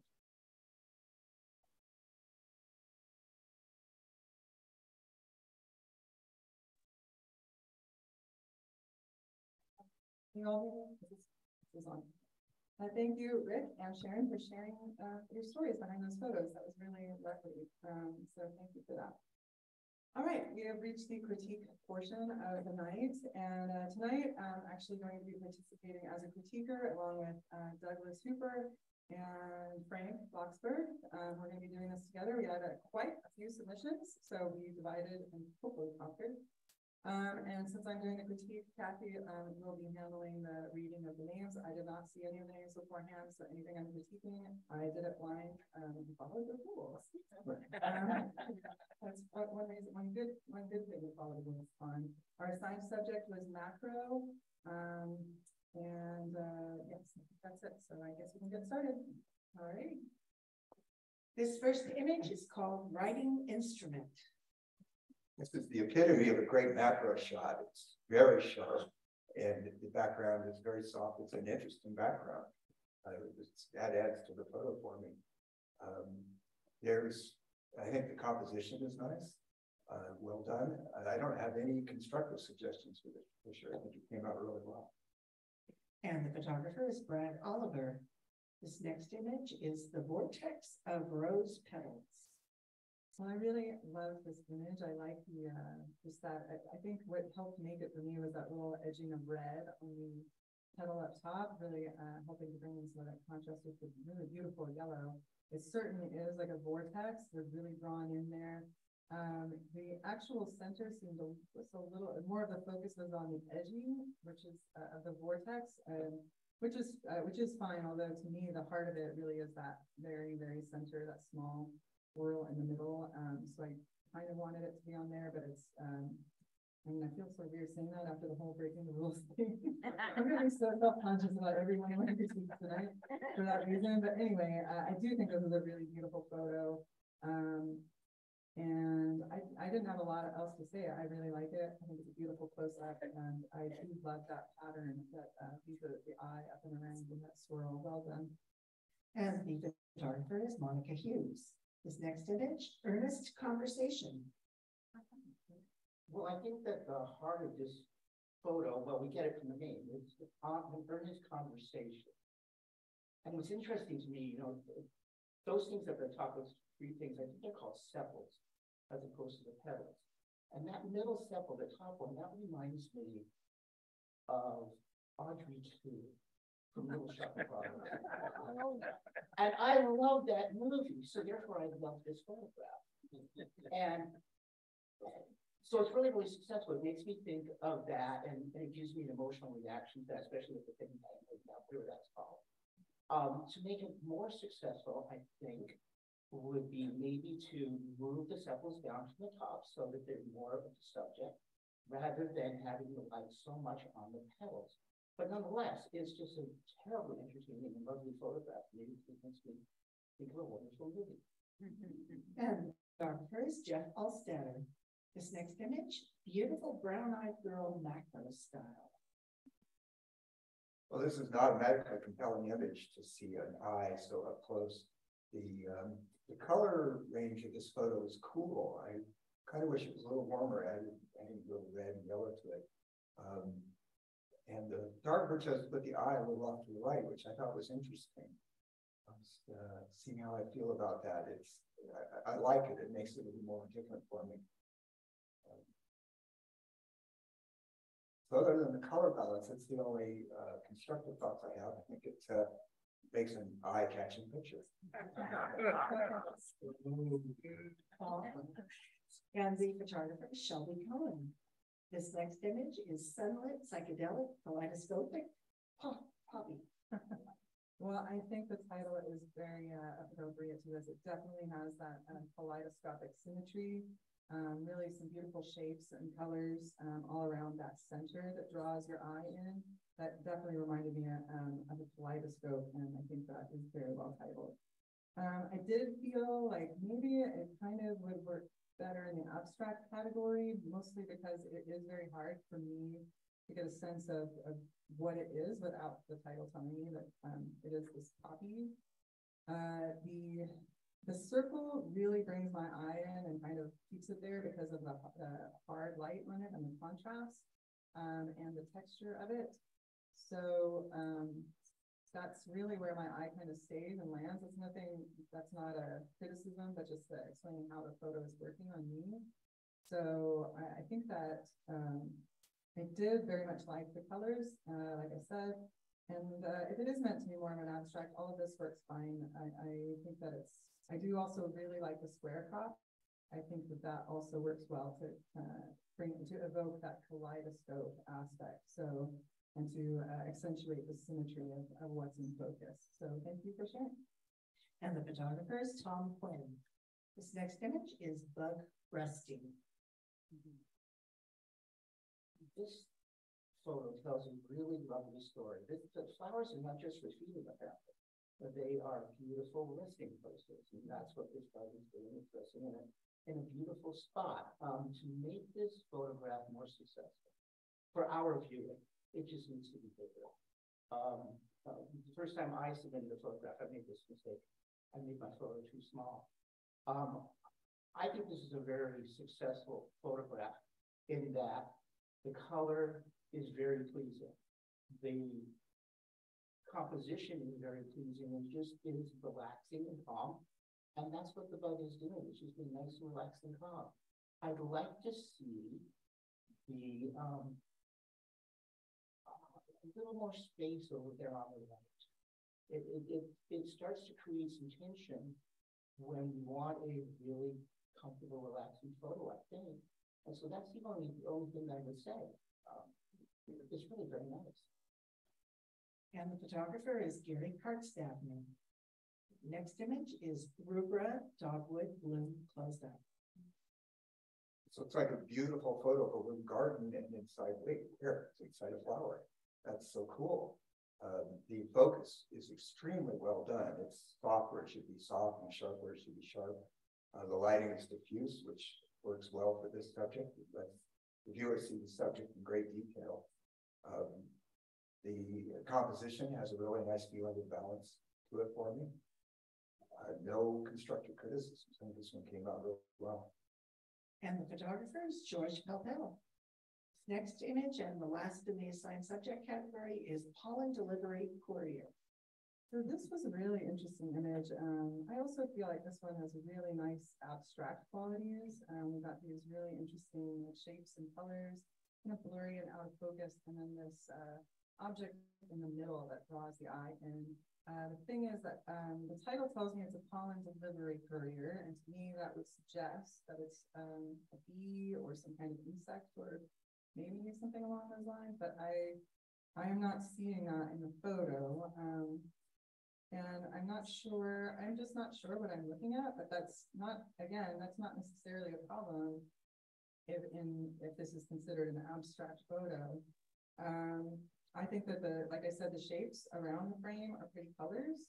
I like the kind of out of focus aspect of them. I just think that with the contrast with the thing in the middle that's sharper but unclear what it is, there's some tension here that my eye isn't really sure what to do with. So I think that you have like I said, a solid beginning for a really nice abstract, probably more than a macro, but the challenge will be how to handle the tension between that in focus object and back and what's going on the outside. But so I have no other comments other than to say thank you to the artists for sharing their work. And that's a thank you to Fred Finney. Now we move into the abstract category. This first image is shallow water.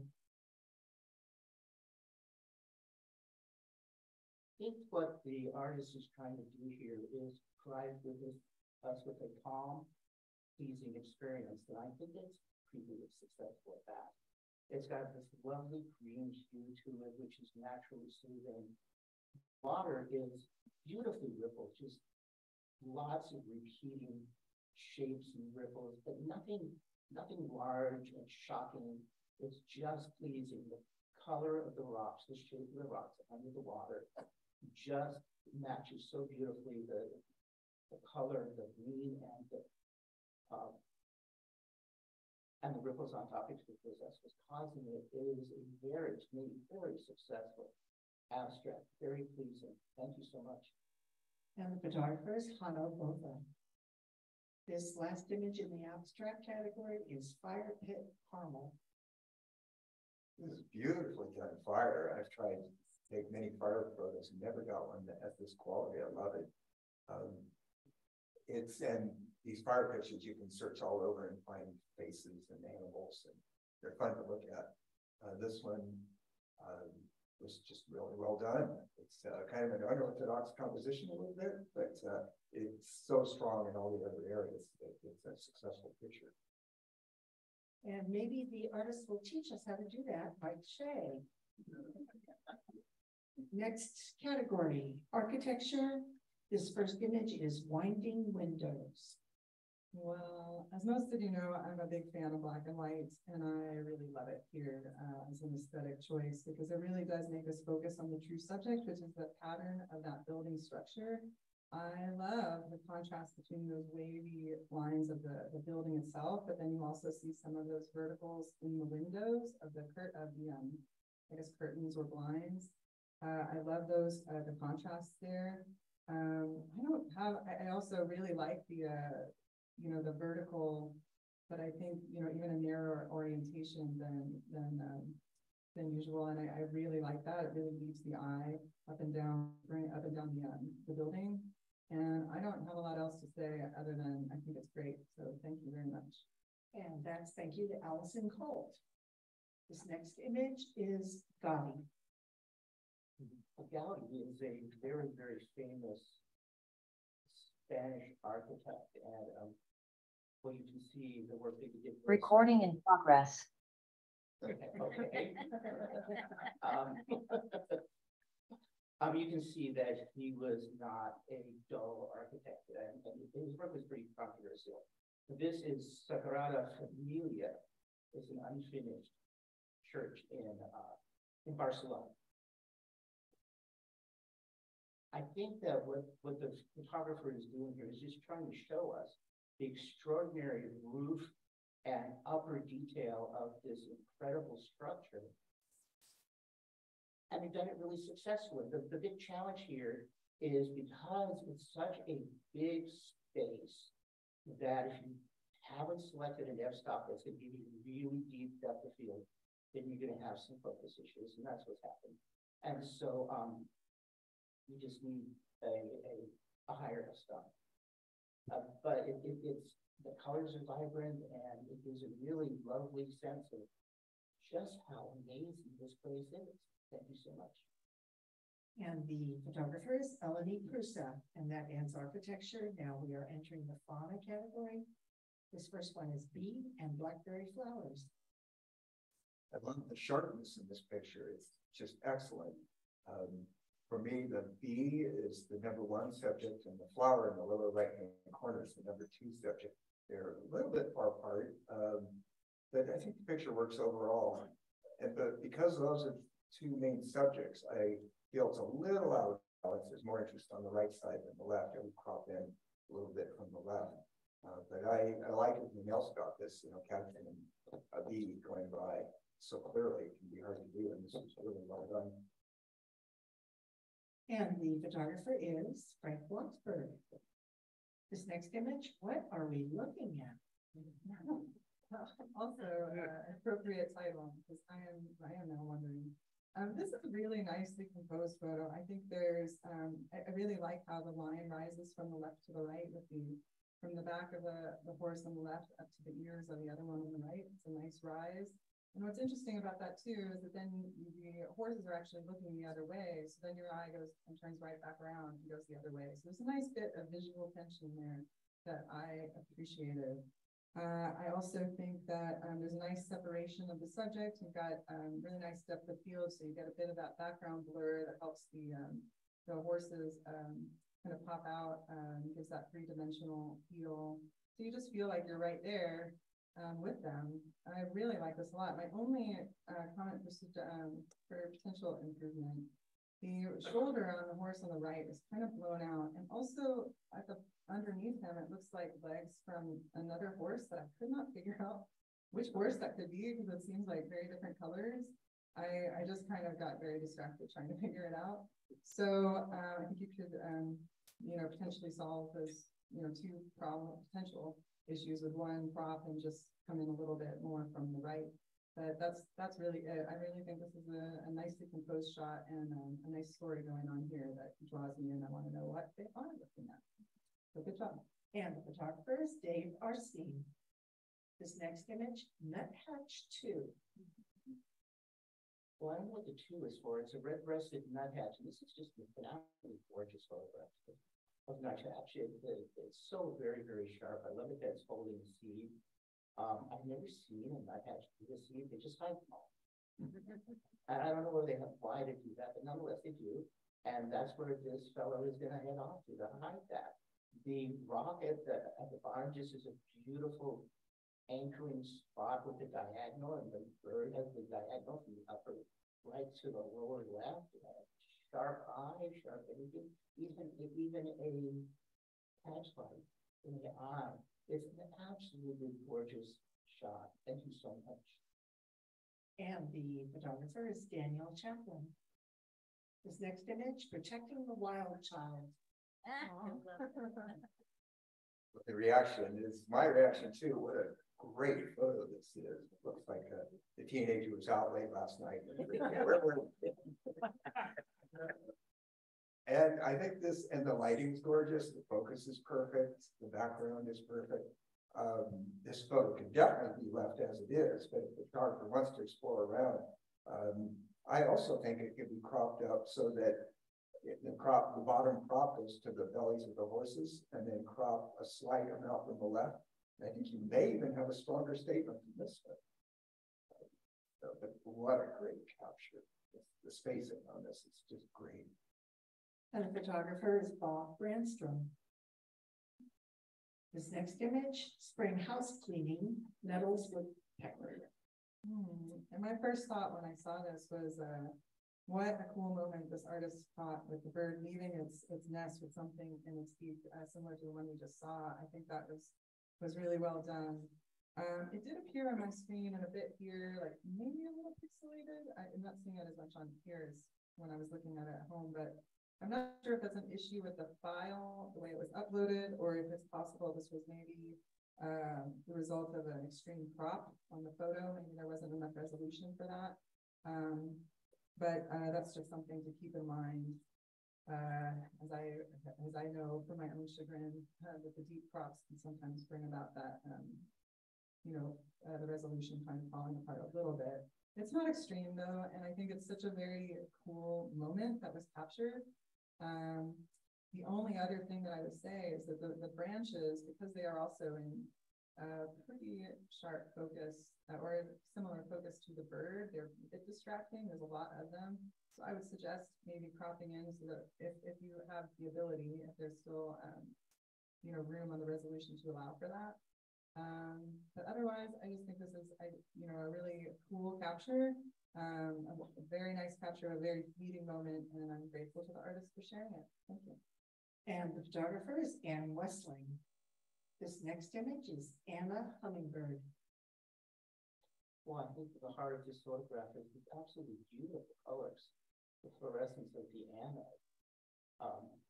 the diagonal that's being created with the branch that the bird is on, the cross diagonal that the bird is. It just makes a really interesting, pleasing composition, and the bokeh in the background is buttery and beautiful. The only challenge that I see is the depth of field being too shallow, so that the middle of the branch is nice and sharp, the bird isn't quite so. So a little bit higher f-stop would have solved that. But it's just a really lovely composition. Thank you so very much. And the photographer is Desert Powell. This next image, Nevada Wild Mustang, from Spanish Mustaneros, meaning not owned. I like the explanation of the title. It's cool to know it. This photo has a really good feeling to it. I feel like this horse has this very free, airy environment to be in. Feels like the horse is on top of the world. I like the balance of the composition. So I have no constructive criticisms for this. I like the way this photo came out. And the photographer is George Belpel. This next image is Handsome. And this is a handsome horse indeed. I think the composition here is solid. There's a really lovely balance that's accentuated by the fact that you see the tail is sort of flaring out to the left. And it's just parallel to the line of the face as well. And I found that very pleasing. Speaking of the face, the ears are tipped forward, the expression is alert, the nostrils are slightly flared. We get a sense that the horse could spring into action at any moment. So there's a real aliveness to the photo. You feel like there's a dynamic moment that's about to spring into life. I think the depth of field is also well executed to, keeping the horse in focus, but getting a bit of blur so that really stands out, similar to the other one. And I think that would actually be kind of hard to do, because I feel like the artist would have had to shoot at a pretty wide aperture to get the depth of field, but then it's also a pretty bright day. So in any case, I think they handle the technical aspects of this well. I think it's a really beautiful moment, and I applaud the artist for this. And the photographer is Dave Arstein. And this last image in the fauna category is not a horse, and it's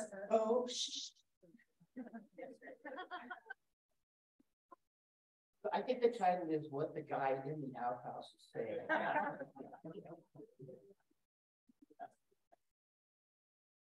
This is a spectacular photograph. And what do I need to say about this? Note inside the outhouse and how the shadows have been brought up. So even that little detail is paid attention to here. clearly the intent of this photo, the heart of this photo is the humor. And it's absolutely on the money successful. I don't know how one could do it better. The outhouse is on the left, it's not centered. The bear is just moving into the space. There's only one tiny, tiny little thing I could say. If you look at the bottom, there's that thing, wherever it is, at the bottom that, you know, clone it out.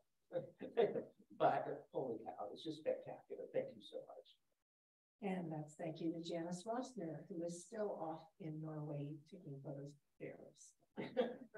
Next category, flora. Our first image is Ananda Tulip's frame. I studied this one for a while. It's a cool picture. The branches really produce an interesting foreground. The lighting is good. There's a lot of good things about it. I found myself wishing the photographer had taken one more baby step back. I'd like the branches in the foreground to be more into the picture and not going all the interesting angles very close to the edges. So that's a reaction I had to it, for what it's worth. Other than that, I think the picture succeeded really well. The tulips have a wonderful splash of color to the rest of the picture. And the roof kind of finishes, or goes along the same curve with the rest of the branch. It's got a lot of flow to it. Nice photo. Photographer is Gary Wade. This next image, plants in mist. So this is a really interesting photo of these plants, which I wish I knew more about plants. I don't know what they're called. I'm sure a lot of you do. I think they're really beautiful though. What are they called? Torch lily. Oh, what a lovely name for a beautiful plant. Okay, torch lily.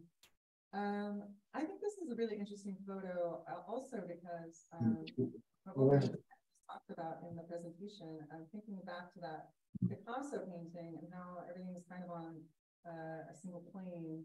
And I kind of see that in this photo. Everything's kind of on the, you know, there's none of the plants really stand out or draw the eye, but they all kind of have an equal weight. I actually played around with kind of cropping in different places to see if anything made a difference, but I didn't particularly find that.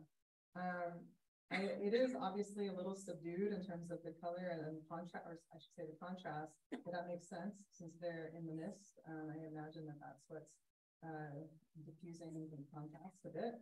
I think what I would have liked from the photo is to get a sense of the emotional impact that I'm being invited to feel. I like the picture, I like these flowers, but I'm kind of looking for a story or an emotion to latch onto, and was missing that a little bit. And so I feel like, I don't know if that's an issue with this, like something to be solved here, but something the artist can think about for future possibilities, maybe playing around with perspective a little bit, maybe trying to choose one particular subject to bring up. Those are my only thoughts for possible approaches in future, but for this photo, I think it's very nice and thank you for sharing. The photographer is Patricia Levitin. This next image, Singapore plant. Well, I think it's pretty clear that the subject of this photograph is the plant. But I'm not sure what the heart of the photograph is. I'm not sure the message. The lovely light blue vignette around the photo tells me that the heart of the photograph is, well, the heart of the plant, but I'm not sure the message. And so I'm a little confused as to what might make the photo more successful. I'm not sure what we're trying to succeed at. That being said, the composition is really, really quite lovely. The diagonal from the upper left to the bottom right, or vice versa, however you want to think about it, I think is strong, and the color palette is really pleasing. I'm just not clear as to precisely what I'm supposed to do. I'm sorry about that, but thank you for it. And the photographer is Bernadette Sylvester. This next image, bonsai cones. Excuse me. This photographer found an interesting subject to pursue. These little cones are interesting, just intrinsically interesting, all the little details. And I saw this earlier in one of the earliest ones that Frank critiqued. There's this circle of light, and when it was an arboretum with circular holes in the roof, it's an interesting lighting effect from behind. I do find myself wishing this photograph was made vertically and not horizontally. Since we're here now, I might just crop in from the left and right and try to focus right in on those cones. And again, there's no real center of interest here. The cones are intriguing as a pattern, but as a composition, the way my eye flows through the picture, it's kind of random. So that's some thoughts for this photograph. But it's cool to see this unique plant. And the photographer is Jeff Alstead. This next image and the last in flora is maple veins. Well, this is a very nice shot, which obviously fits here in flora, but also wouldn't have been out of place, I think, in either macro or abstract. I think it's a really beautiful shot. I love the layering of the leaves. Where you see the ones on the bottom and then coming up to this one on top.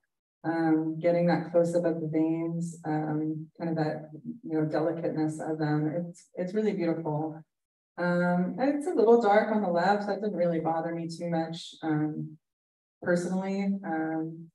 Although there is a bit of sharp contrast with them on the right being quite light, but I think the only things for me that I might suggest, it looks like on that kind of center leaf that there's like a bug or something on it, and that kind of distracted me.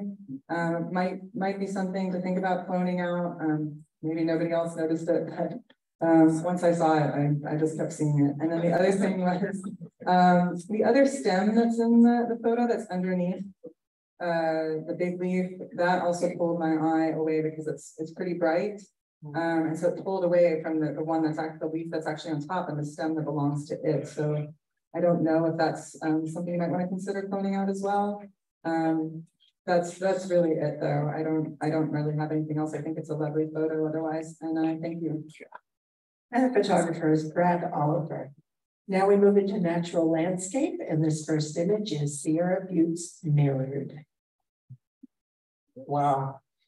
I love the Sierra Buttes. I love going to them. I love photographing them. I love being there. So I think for me, what the artist's intent here is to help me feel awe and allow me to be in the great outdoors, particularly there. And if that's the intent, well, my God, you're successful, because it's just lovely. The photo controls my eye the entire time, from the bottom center up to that little stump that's beautifully in focus, up through the absolutely lovely reflection to the ice. And did you have to slog through snow and ice to get to this spot? I mean, how much snowshoeing was involved in this? And then, you know, your eye goes further to the back, to the buttes and up into the clouds. It's just absolutely gorgeous. Thank you. There's nothing I can say other than thank you. And the photographer is Jonathan Beth. This next image is Forest Path. This photo gives the feeling of being in a really cool, quiet place and just a feeling of beauty. I think it's very well put together. I think it's composed nicely. I think it has a nice feeling to it. I like the rich colors. I like the mist in the background. No constructive criticism for it. I think it comes together really well. And the photographer is David Wong. Next image is Shastina Drama. Wow, the very first thing that I really saw in this photo, and it was a little bit different on my monitor at home, and kind of had a different quality to it, but it still is beautiful here, is the true subject, which is that light on the face of the mountain. I just loved it. It felt like it had a little bit more of sort of a golden glow on my monitor, but that might have just been, it's probably my monitor. But anyway, I still think the lighting is really what this is about, and I love it so much. So that being said, I did feel like the shadow to the right, which actually when I looked at it, I thought, well, that might actually be it looks like it's actually blurred leaves, was kind of distracting me by virtue of the fact, in part because it is blurry, and it's just bringing my eye over there and away from what to me is what makes this photo so lovely.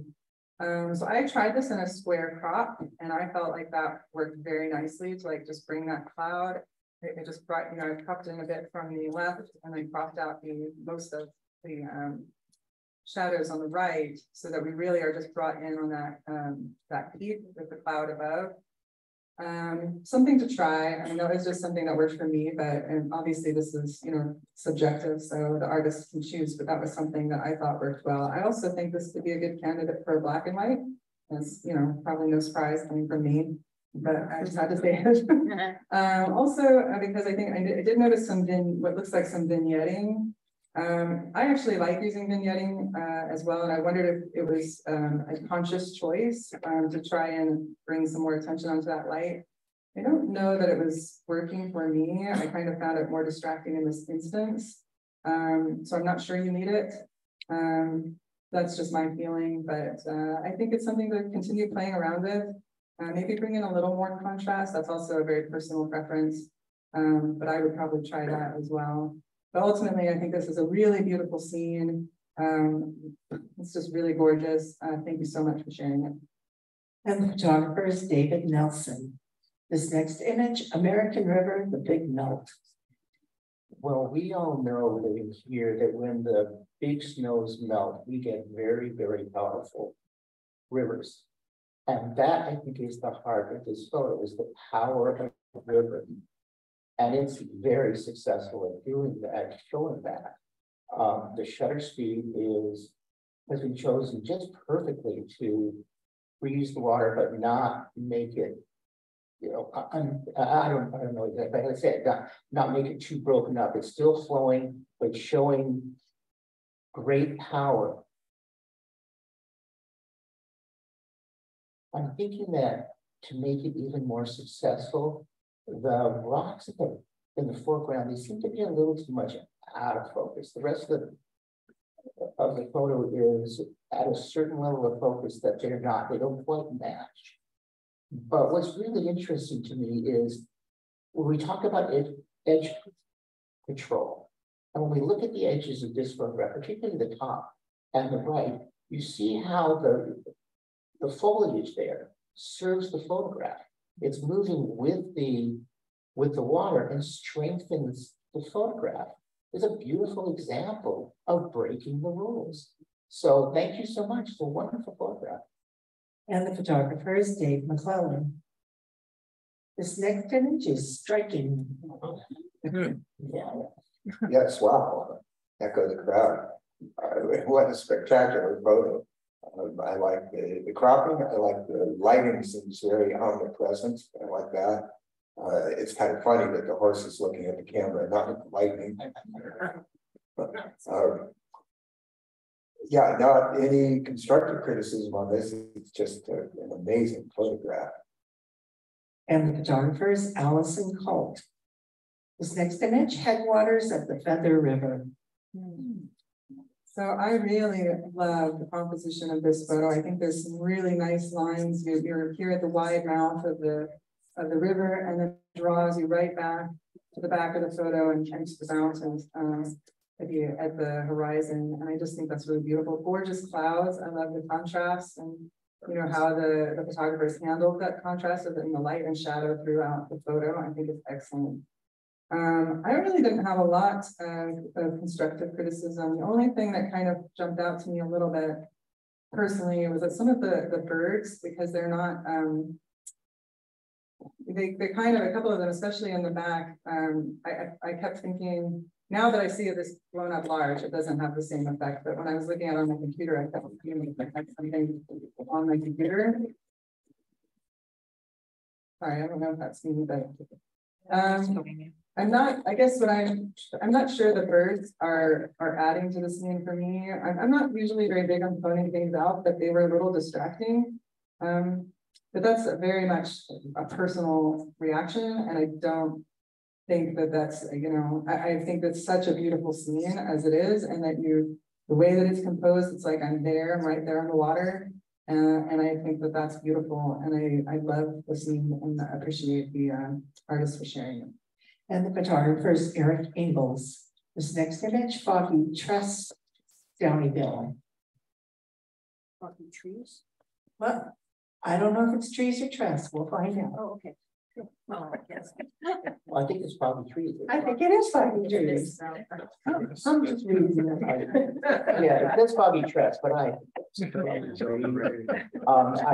don't see any traffic there, so I think the heart of the photo is the foggy trees. And I really like fog and tree shots, and so this does something for me. It really successfully pulls me into the story of the imaginary world that might exist among those fogged out trees. To make it more successful for me, those trees on the right, they're sharp and they don't feel fantasy-like to me, like the fog and the beautiful diagonal. And also, I think maybe if those were cropped out, it might be a more successful photograph. But it's a really lovely composition. Thank you so much for it. And the photographer is Monica Hughes. This next Trees, by the way, there's no trust. Thank you so much. That'll teach all of you to make sure you check your captions. I have my glasses on. Oh, she said she didn't have her glasses on. Okay, this next one, Merced River and Upper Yosemite Falls. Another good crowd reaction.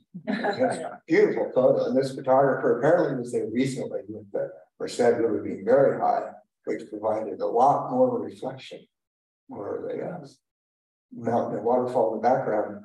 I love the kind of pastel, delicate color, delicate tone quality of this photograph, which makes me slightly regret the dark tree a little bit to the right. It's so much darker than the rest of it. I wish it was for the overall balance of the photo. But that being said, I think it's quite a beautiful picture. Nicely done. And the photographer is Frank Blocksberg. This next image, South Coyote Buttes. Okay, this is a really nice shot, and I think the wide angle was a great choice, not just to be able to get more of the landscape in the frame, but I think that it really helps kind of accentuate, it evokes that sense of spaciousness and accentuates the wavy lines on the formations here. There's a real feeling of visual movement.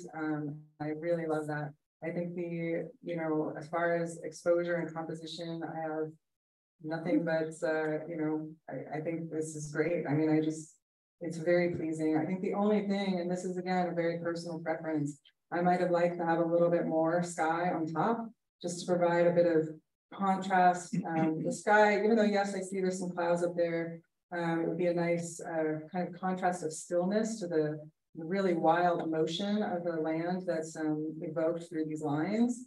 But again, that's a very personal preference. And, I think that it works beautifully. It's a beautiful scene, wonderful landscape. Thank you. And the photographer is Craig Lorson. This next image, Everest, just to the right of first sunlight.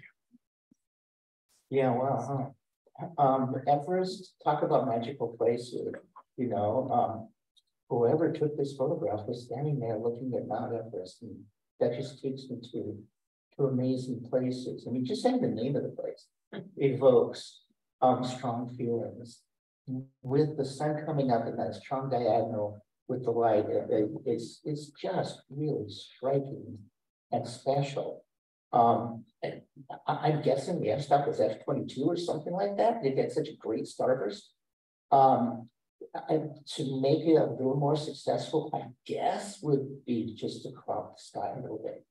I don't think all that sky serves the subject of the sun and the mountain as much as without it. But it's just gorgeous. It's wonderful. Thank you. And the photographer is Chris Schiller. This next image, West Virginia waterfall. It looks pretty good up here. On my monitor, it looked a little too dark. I would have brought the density of the overall image a little bit. And I would have cropped slightly from the left. So there I said the criticisms. It's quite a nice picture. I like the shutter speed that was chosen. I like the feeling and composition. And a lot of these pictures, it's hard to get a feeling of balance with the water rushing out of the side of the frame. And I think this one handles it as well as most pictures do, any picture. So overall, it's a very successful picture. I think it just needs to be lightened up a little bit. The photographer is Henry Goodman. This next image, McLeod Middle Falls. Well, I love this photo as well. I think that the long exposure works really well here. I think that it's, the water coming down the falls does look, so nice and silky, but you do get some of that sense of the roughness of the rapids above. I think it's really beautiful. I really like this a lot. Similar to what Douglas was saying previously, this photo looks a little darker on my monitor than it's looking here. So I was going to suggest bringing up some of the shadows, especially on the right. I still think you could probably do that a little bit, but again, this already looks lighter than it did on my monitor at home. And then I think color-wise, it looks really, it's really, I kind of like the subdued nature of the colors. You see a bit of a tint of that green in the water below, but otherwise the water is kind of black and white, and then you have the beautiful earth and trees around it.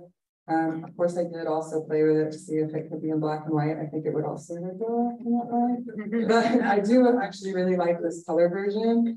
And I think it's really great. I will just point out, it's hard to see, but at the very top of near the top of the frame, what looks like I can't tell if that's a sensor spot, or if that's a piece of cloud. But you want to just take a look at that. It looks a little bit to me, when I zoomed in on it, like it might have been a spot on the sensor that you could just clone out. It's in the sky. But other than that, I just think this is such a beautiful photo, and looks like a gorgeous place. Thank you for sharing. The photographer is Hannah Botha. And the last image in the natural landscape category is spring weather in the Nevada desert. Wow. Well, I think the heart of this photo is how water transforms the Nevada desert into marshes and greens and beautiful. That's just absolutely wonderful. I mean, we've got the story being told so well. There's a marsh in the front, then our eye goes to the trees in the mid-ground, and then back to the storm and the almost silhouetted mountains. And our eye just naturally goes there. The thing that tends to take me out of the story is the very bottom edge, maybe the tree on the left. So perhaps crop it a little bit. I might consider doing that, but I really enjoy this photo. I like the idea of the Nevada desert being so very green and verdant and beautiful. Thank you. The photographer is Ingrid Lockhart. And that ends the natural landscape. We are now into night photography. This first image, Kings Beach Pier and Milky Way. As an appreciator of night photography, I love the lighting that the photographer got underneath this pier. It just makes this photo magic for me. I was trying to figure out if the photographer may have added the light themselves, or if it was there. I think it was there because the light goes seems to go all the way out to the end of the pier. The title with "and Milky Way," I think I would change the title. The Milky Way, I'm sure, is out there, but it really doesn't show very obviously in the photos. I have mixed feelings about the title. I love the photo though, and just to say out loud, this is a very formal composition, and I think that works well with this subject. The balance of lights and darks in this are really nice. Nice photo. And the photographer is John Siebert. This next image, Eye of God. Wow, this is a really interesting photo with such amazing colors, and what an interesting cloud shape. I can definitely see the shape off to the left being very much like an eye.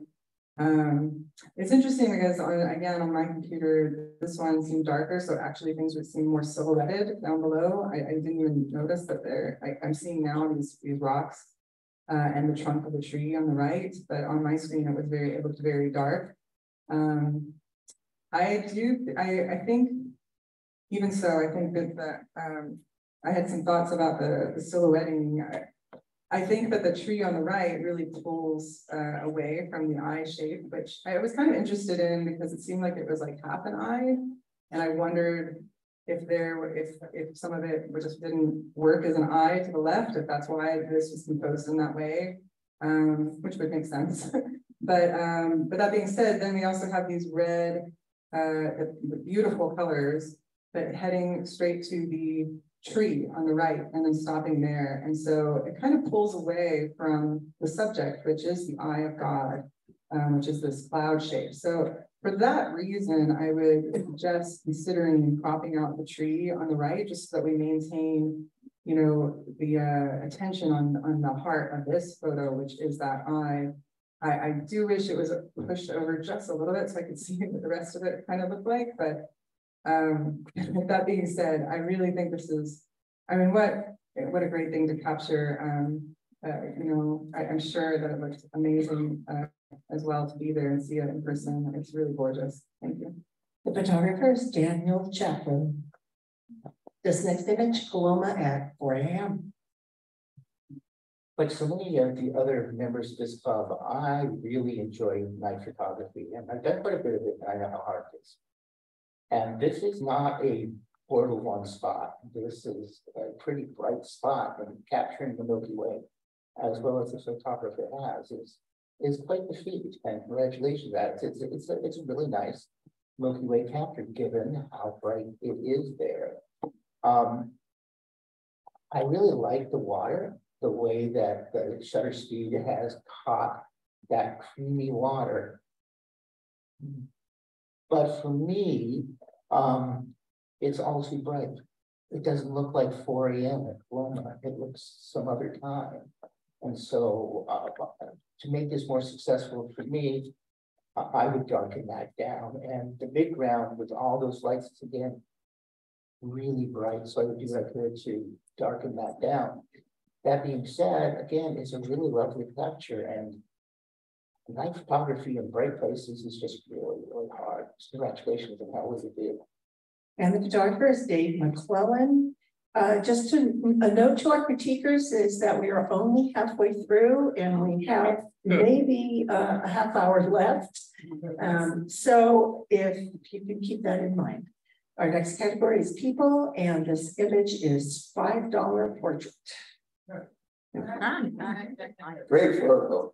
I love $5 bills at prop. I love the title.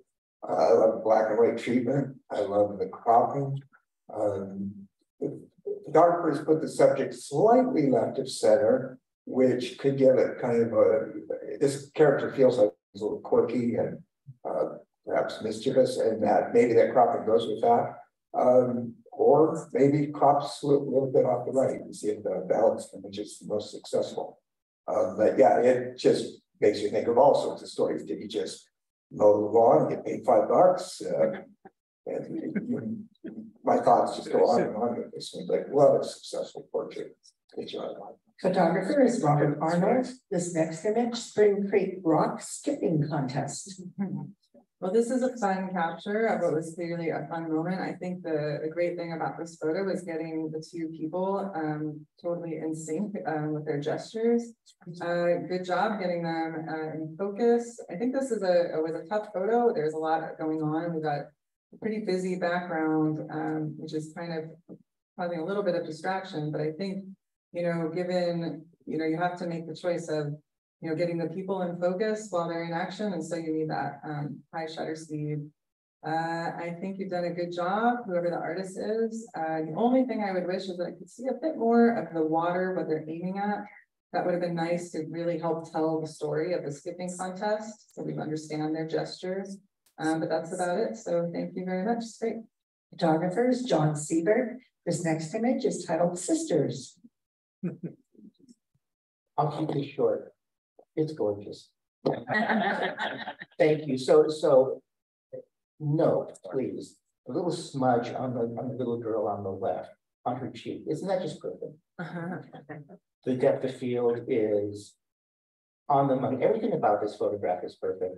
Just thank you. And we're going to be thanking Rachel Rosenthal for this. Thank you, Rachel. Next image, Sri Lanka Fisherman. For a people picture, this one's a little challenging. We don't see the subject's face. So the photographer has already set himself up with a challenge here. The lighting is nice. The lighting is nice and diffuse and shows the texture of the muscles and skin. That's a plus for the photo. And then I do wish I could see the subject's feet and where the rod is going to the water. And that's like the stories down there. I want to see what's going on down there. The framing is nice, comfortably right inside the frame. This picture might be rescued, since I can't see the bottom, by zooming right in on the arm and the back and getting a more of a detailed picture of the person. But those are my thoughts. And the photographer is Bernadette Sylvester. Next image, new hat. Wow, this is a really gorgeous photo, and the first thing that captured me in looking at it was the gorgeous light. It is really beautiful, and this photo to me is very reminiscent of works by the Dutch artist Vermeer. I really love the minimalism of the background and the expression on the woman's face. I did play around a little bit with cropping. I just wanted to see if I could get a little closer to the subject, but wouldn't have wanted to lose that window as the source of light. And I also didn't want to crop out that little inset in the wall, which was a nice, little element that kind of helps break up the background. Ultimately, I feel like I just really love it the way it is. I think it's so well done, and I applaud the artist for it. The photographer is Emily Weissman. This last image in people is a new generation of bluegrass. Folks who haven't worked professionally as musicians or as serious amateurs don't know what hard work being a good musician is. The lighting shows the glamour, and the angle shows some energy, and you see the smiling girl on the side. But look at the guy in the background, how serious he is there doing his job. And look at her face. She is serious about her work. To me, that is the heart of this photograph. It's beautiful, and it tells the story of people who are doing this thing that they take very seriously and they love. And it just tells that story beautifully. Thank you so very much. And the photographer is Mike Weitzman. We now enter the photojournalism category. This first one is Airfest. Well, this picture speaks for itself pretty well. The photographer captured a parachutist flag. I wonder if they could have photographed it vertically, but it may have been fast action, and I've been caught, vertical once all over, vice versa. So it could be cropped in a little bit from left and right to make the photo more concise. But it's a very pleasing subject to look at. It tells a story for a holiday. The photographer is Garrett Emanuel. This next image, 1986, published A Sense of Pride for Gay Gays 2. Well, this is a really great black and white shot, and it's so well composed and exposed to tell a powerful story. I love how the people in the background are clear, but the light is still very much on the three figures at the center. But you do see that guy in the back smiling and very much part of it, but his gaze is on those three. So it just keeps your eye on them as well. And the expressions are wonderful. I think this photo is super successful at just sharing an emotion of celebration and joy, and I love it. Photographer is Shelby Cohen. This next image, Out on a Limb. The title goes really well with this photo. So I applaud that. And I like that the angles from below looking up, it gives more of a precarious feeling. As far as telling the story, it tells the story pretty well. It's a good photo. Patricia Levitin is the photographer. This next image, thank you for your service.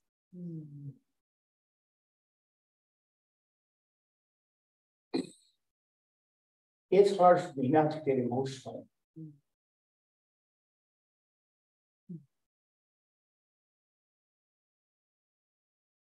When I first saw this photograph, what came to my mind was actually Stieglitz and the photograph steerage, not because it looks anything like it, obviously, but because it is a very important cultural moment.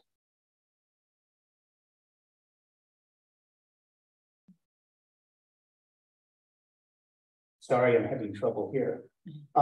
This is a truly spectacular photograph. If you take a few minutes to look at what's happening there, you have the man sitting there.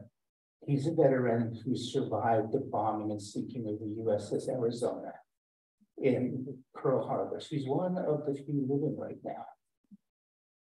And he's shaking hands. Look at the look on his face to that woman.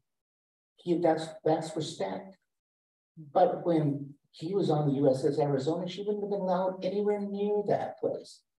She'd have been laughed out of the service. All she could have been was maybe a nurse. She couldn't have been a service person fighting or anything like that. But now look at her respect for this man. And how with their handshake, you go from the olden days and look what he's wearing and how proud he is of what he's experienced. And he's handing off his service to her.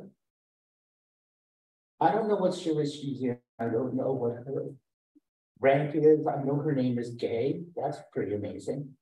And I'd like to know what she's seen. I mean, we see the service ribbons there. She has seen some stuff. This is a very special photograph.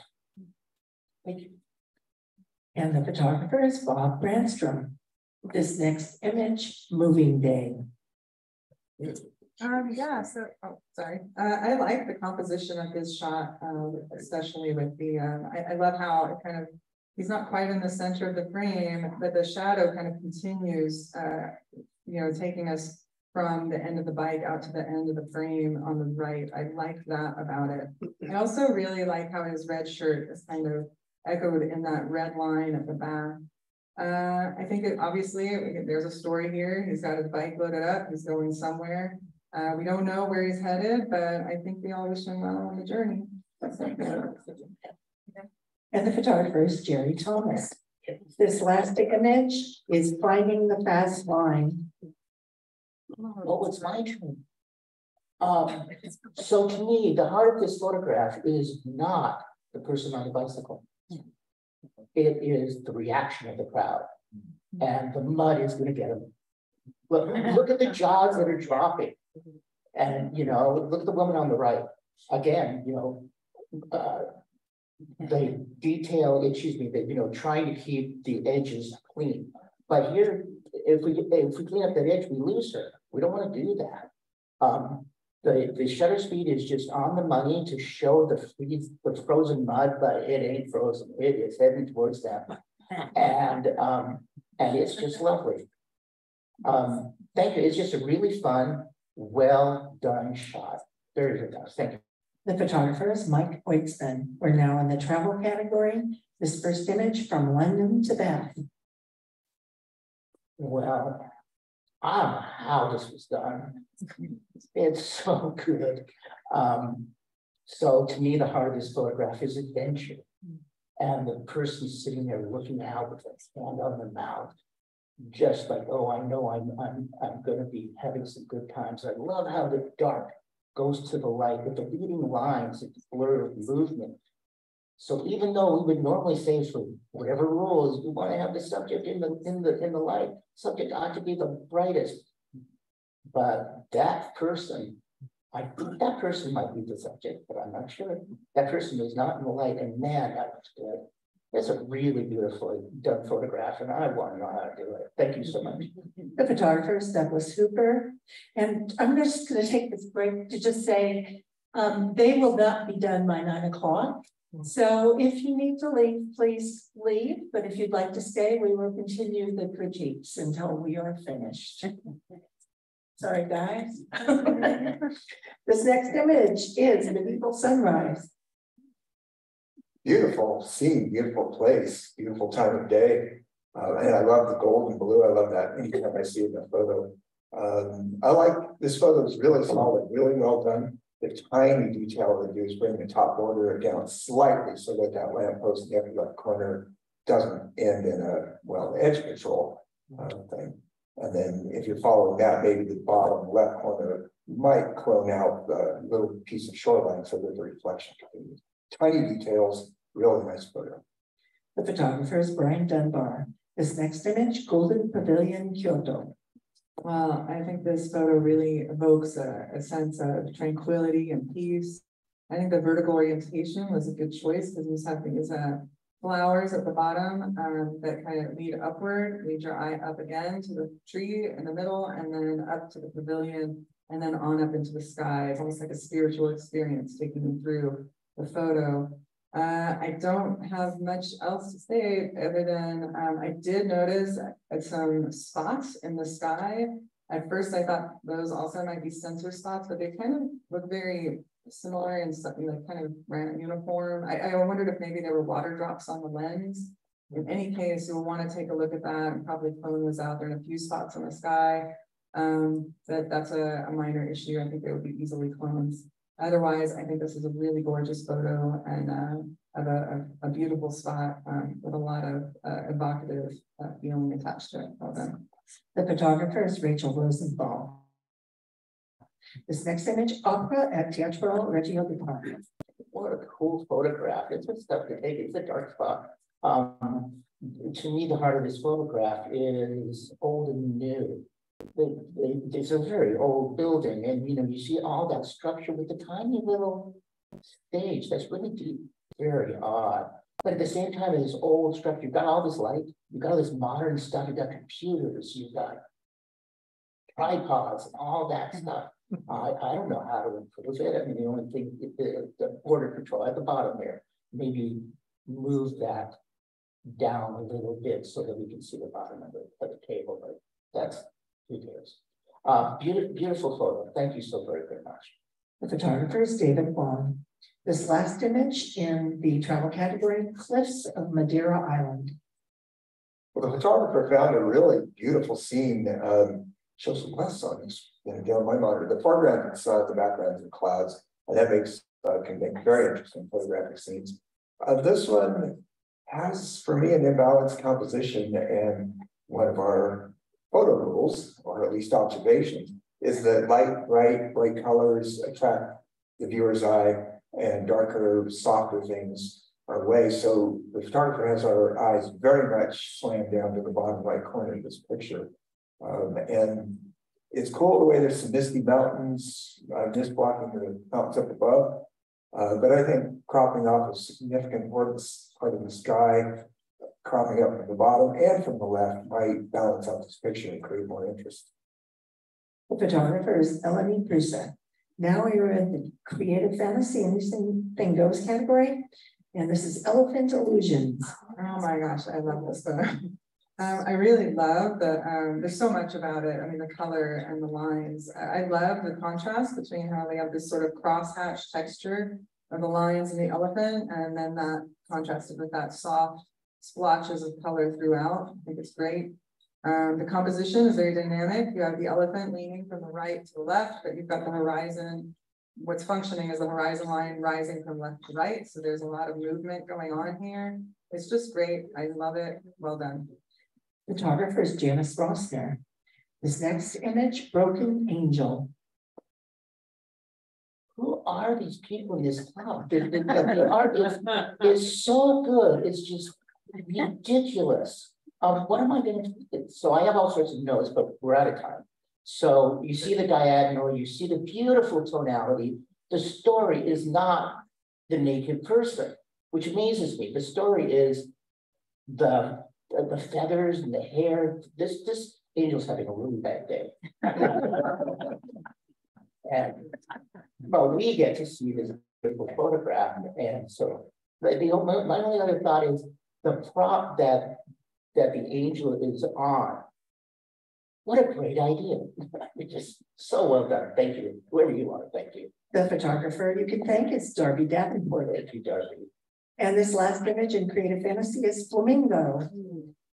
This is a beautifully balanced picture. The spacing between the flamingo and the borders is just done just right. I like the softness. I like the transparent leaf lines. That's all very pleasing to me. And just note that the photographer has put a lot of darkness at the top and a lot of lightness at the bottom, which is unorthodox, but it still comes out as a really peaceful, serene picture. Thank you. I told you I'd break the rules.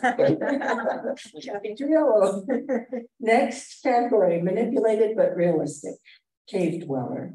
Okay, wow. So this is a really gorgeous photo. And the words that came to mind when I encountered this photo, gorgeous, ethereal, dreamy, and dreamlike.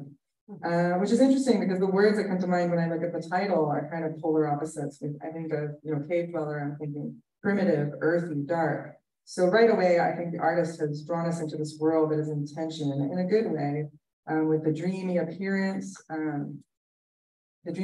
of the subject suspended against our ideas about darkness and deep places of the earth. I also, of course, was thinking about, cave dweller, bats, creatures that sleep hanging, wrapped in their wings. Well, she's also seems to be sleeping suspended, but again, like a very opposite to what our idea of the creatures that are in darkness. I just think this is a fantastic photo telling a very cool story, where even the title is working very well with the photo to create this sort of artistic conversation. It's fantastic. Well done. And photographer is Darby Davenport. This next image, Tel Aviv street scene. Okay, I love this. I just simply love it. And the reason I love it is, well, we got the subject, which is just that main wall with the door. I think that's what it is. Take this totally mundane scene and make it beautiful and wonderful and interesting by turning it into a quasi watercolor.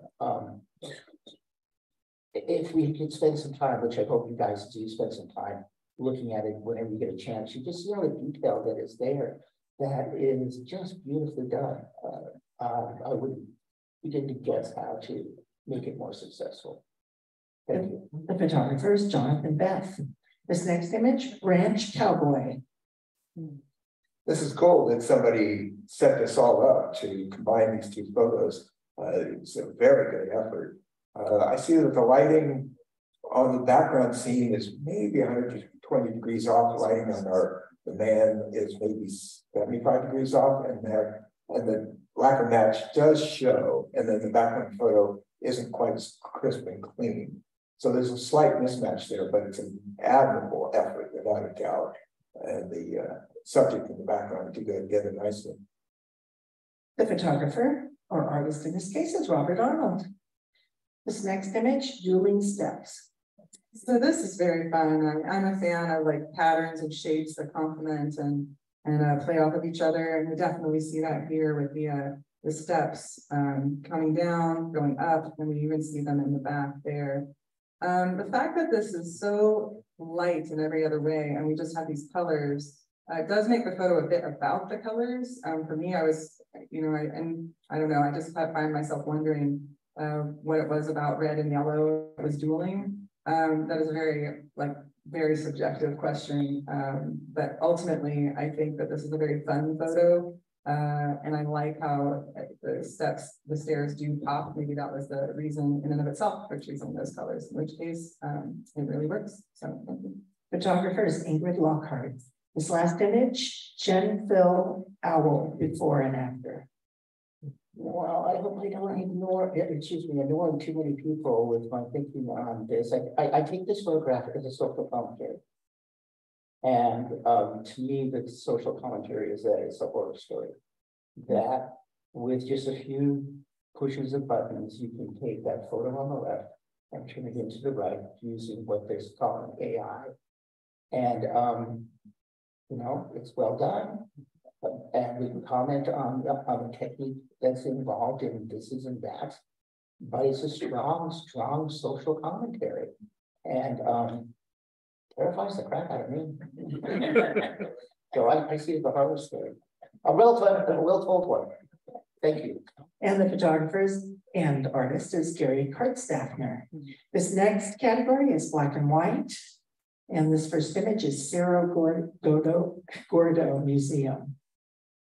I have mixed feelings about this because the photographer mostly took this picture sideways. The sign down in the lower left corner makes it feel even more like it's tipped sideways. Trying to take it at face value, it's a series of darks and lights and patterns and shapes, and it works relatively well at that level. I might crop in a little more closely and make it less obvious that it's been tipped on its side. The photographer is Desert Powell. This next image is Adrift. So I really like this photo, and in a way, it reminded me a little bit of the cave dweller in the sense of it has, for me, a similar sensibility. I feel like the photo would almost be abstract, but what sort of saves it from that is the flowers. I felt like my eye was sort of sliding around looking for someplace to come to rest, kind of adrift, really. And then the flowers kind of helped me get my bearings and understand what I was looking at. It was like the water and stone. So I think that here again, like there's an interesting play between the title, Adrift, and then the experience of the photo, which is to find an anchor in those beautiful soft flowers. I think it's just a really fascinating thing going on with a play between the text of the title and the visual experience. I love it. And the photographer is Kathy Triolo. This next image, Power of Falling Water. Well, it certainly shows the power of falling water. The shutter speed is just right on the money to show us that I don't want to be under that. I mean, it's really, really powerful stuff. The diagonal from the top left and then straight from the top middle, combined down in the lower third of the photo, in a very compelling, pleasing composition. We got really nice details in the blacks.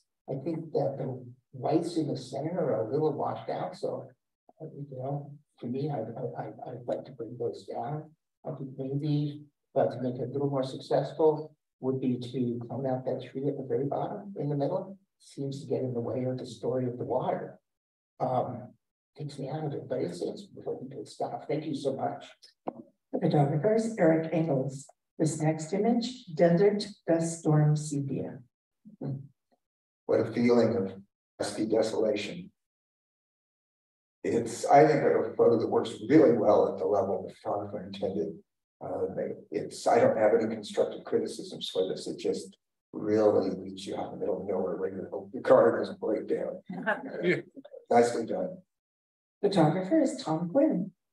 This next image, Roman columns. I really, sorry, I forgot to make. I really like this. I think that the lines are so beautiful in this composition. The vertical really works well, given the, accentuating the vertical lines of the columns. When I looked at this at home, the lamp seemed a bit darker here, and I was going to suggest bringing up the light on it a little. I also didn't get a sense of the ceiling, so it's interesting to see it here on the projector. It is much lighter. Which I think is great, because I think the story here is with that lamp being there, there's sort of this sense of like, to me, there was a story of the past being illuminated by, the present that we find ourselves in. The fact that it's in black and white kind of accentuates the pastness of it along with the columns. And then we have the light, which is that symbol of illumination. I think that's a great story, and I think it's well done. The photographer is Brian Dunbar. And this last image in the black and white category is Snowpocalypse. You know, when I first saw this photograph, I thought of my home. No, you're laughing. I'm serious. It's what it looked like.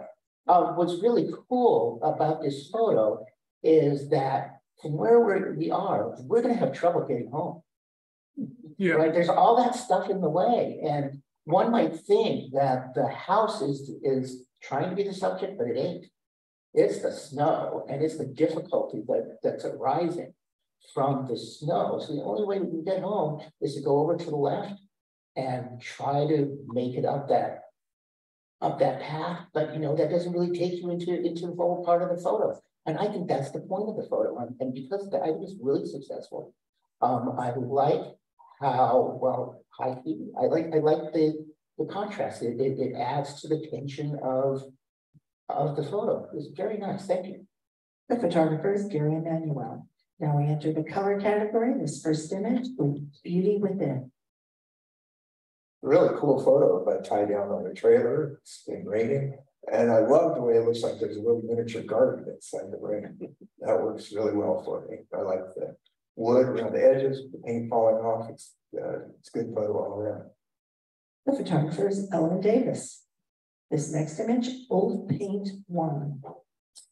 I really like this one. It's a fun shot, and also would not be out of place in the abstract category. But of course, it makes sense here as well, because it really is about these really fun colors and how they're all playing together.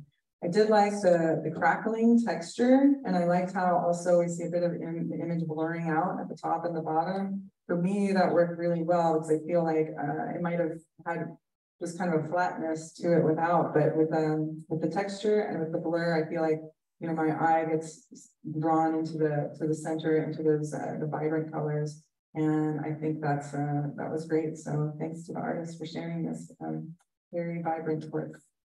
The photographer is Fred Finney. This next image is Hangtown Music Festival. Bright colors, fun times. That's what this photo tells me. It's like it's really interesting. These two people, we don't see their faces. We just see their backs. We don't even see what they're seeing, really. I feel like this photo is an invitation for me to take the place of one of these folks and then go into that world and have myself a good time, which I really want to do. I do. Let's leave now. Let's go to that.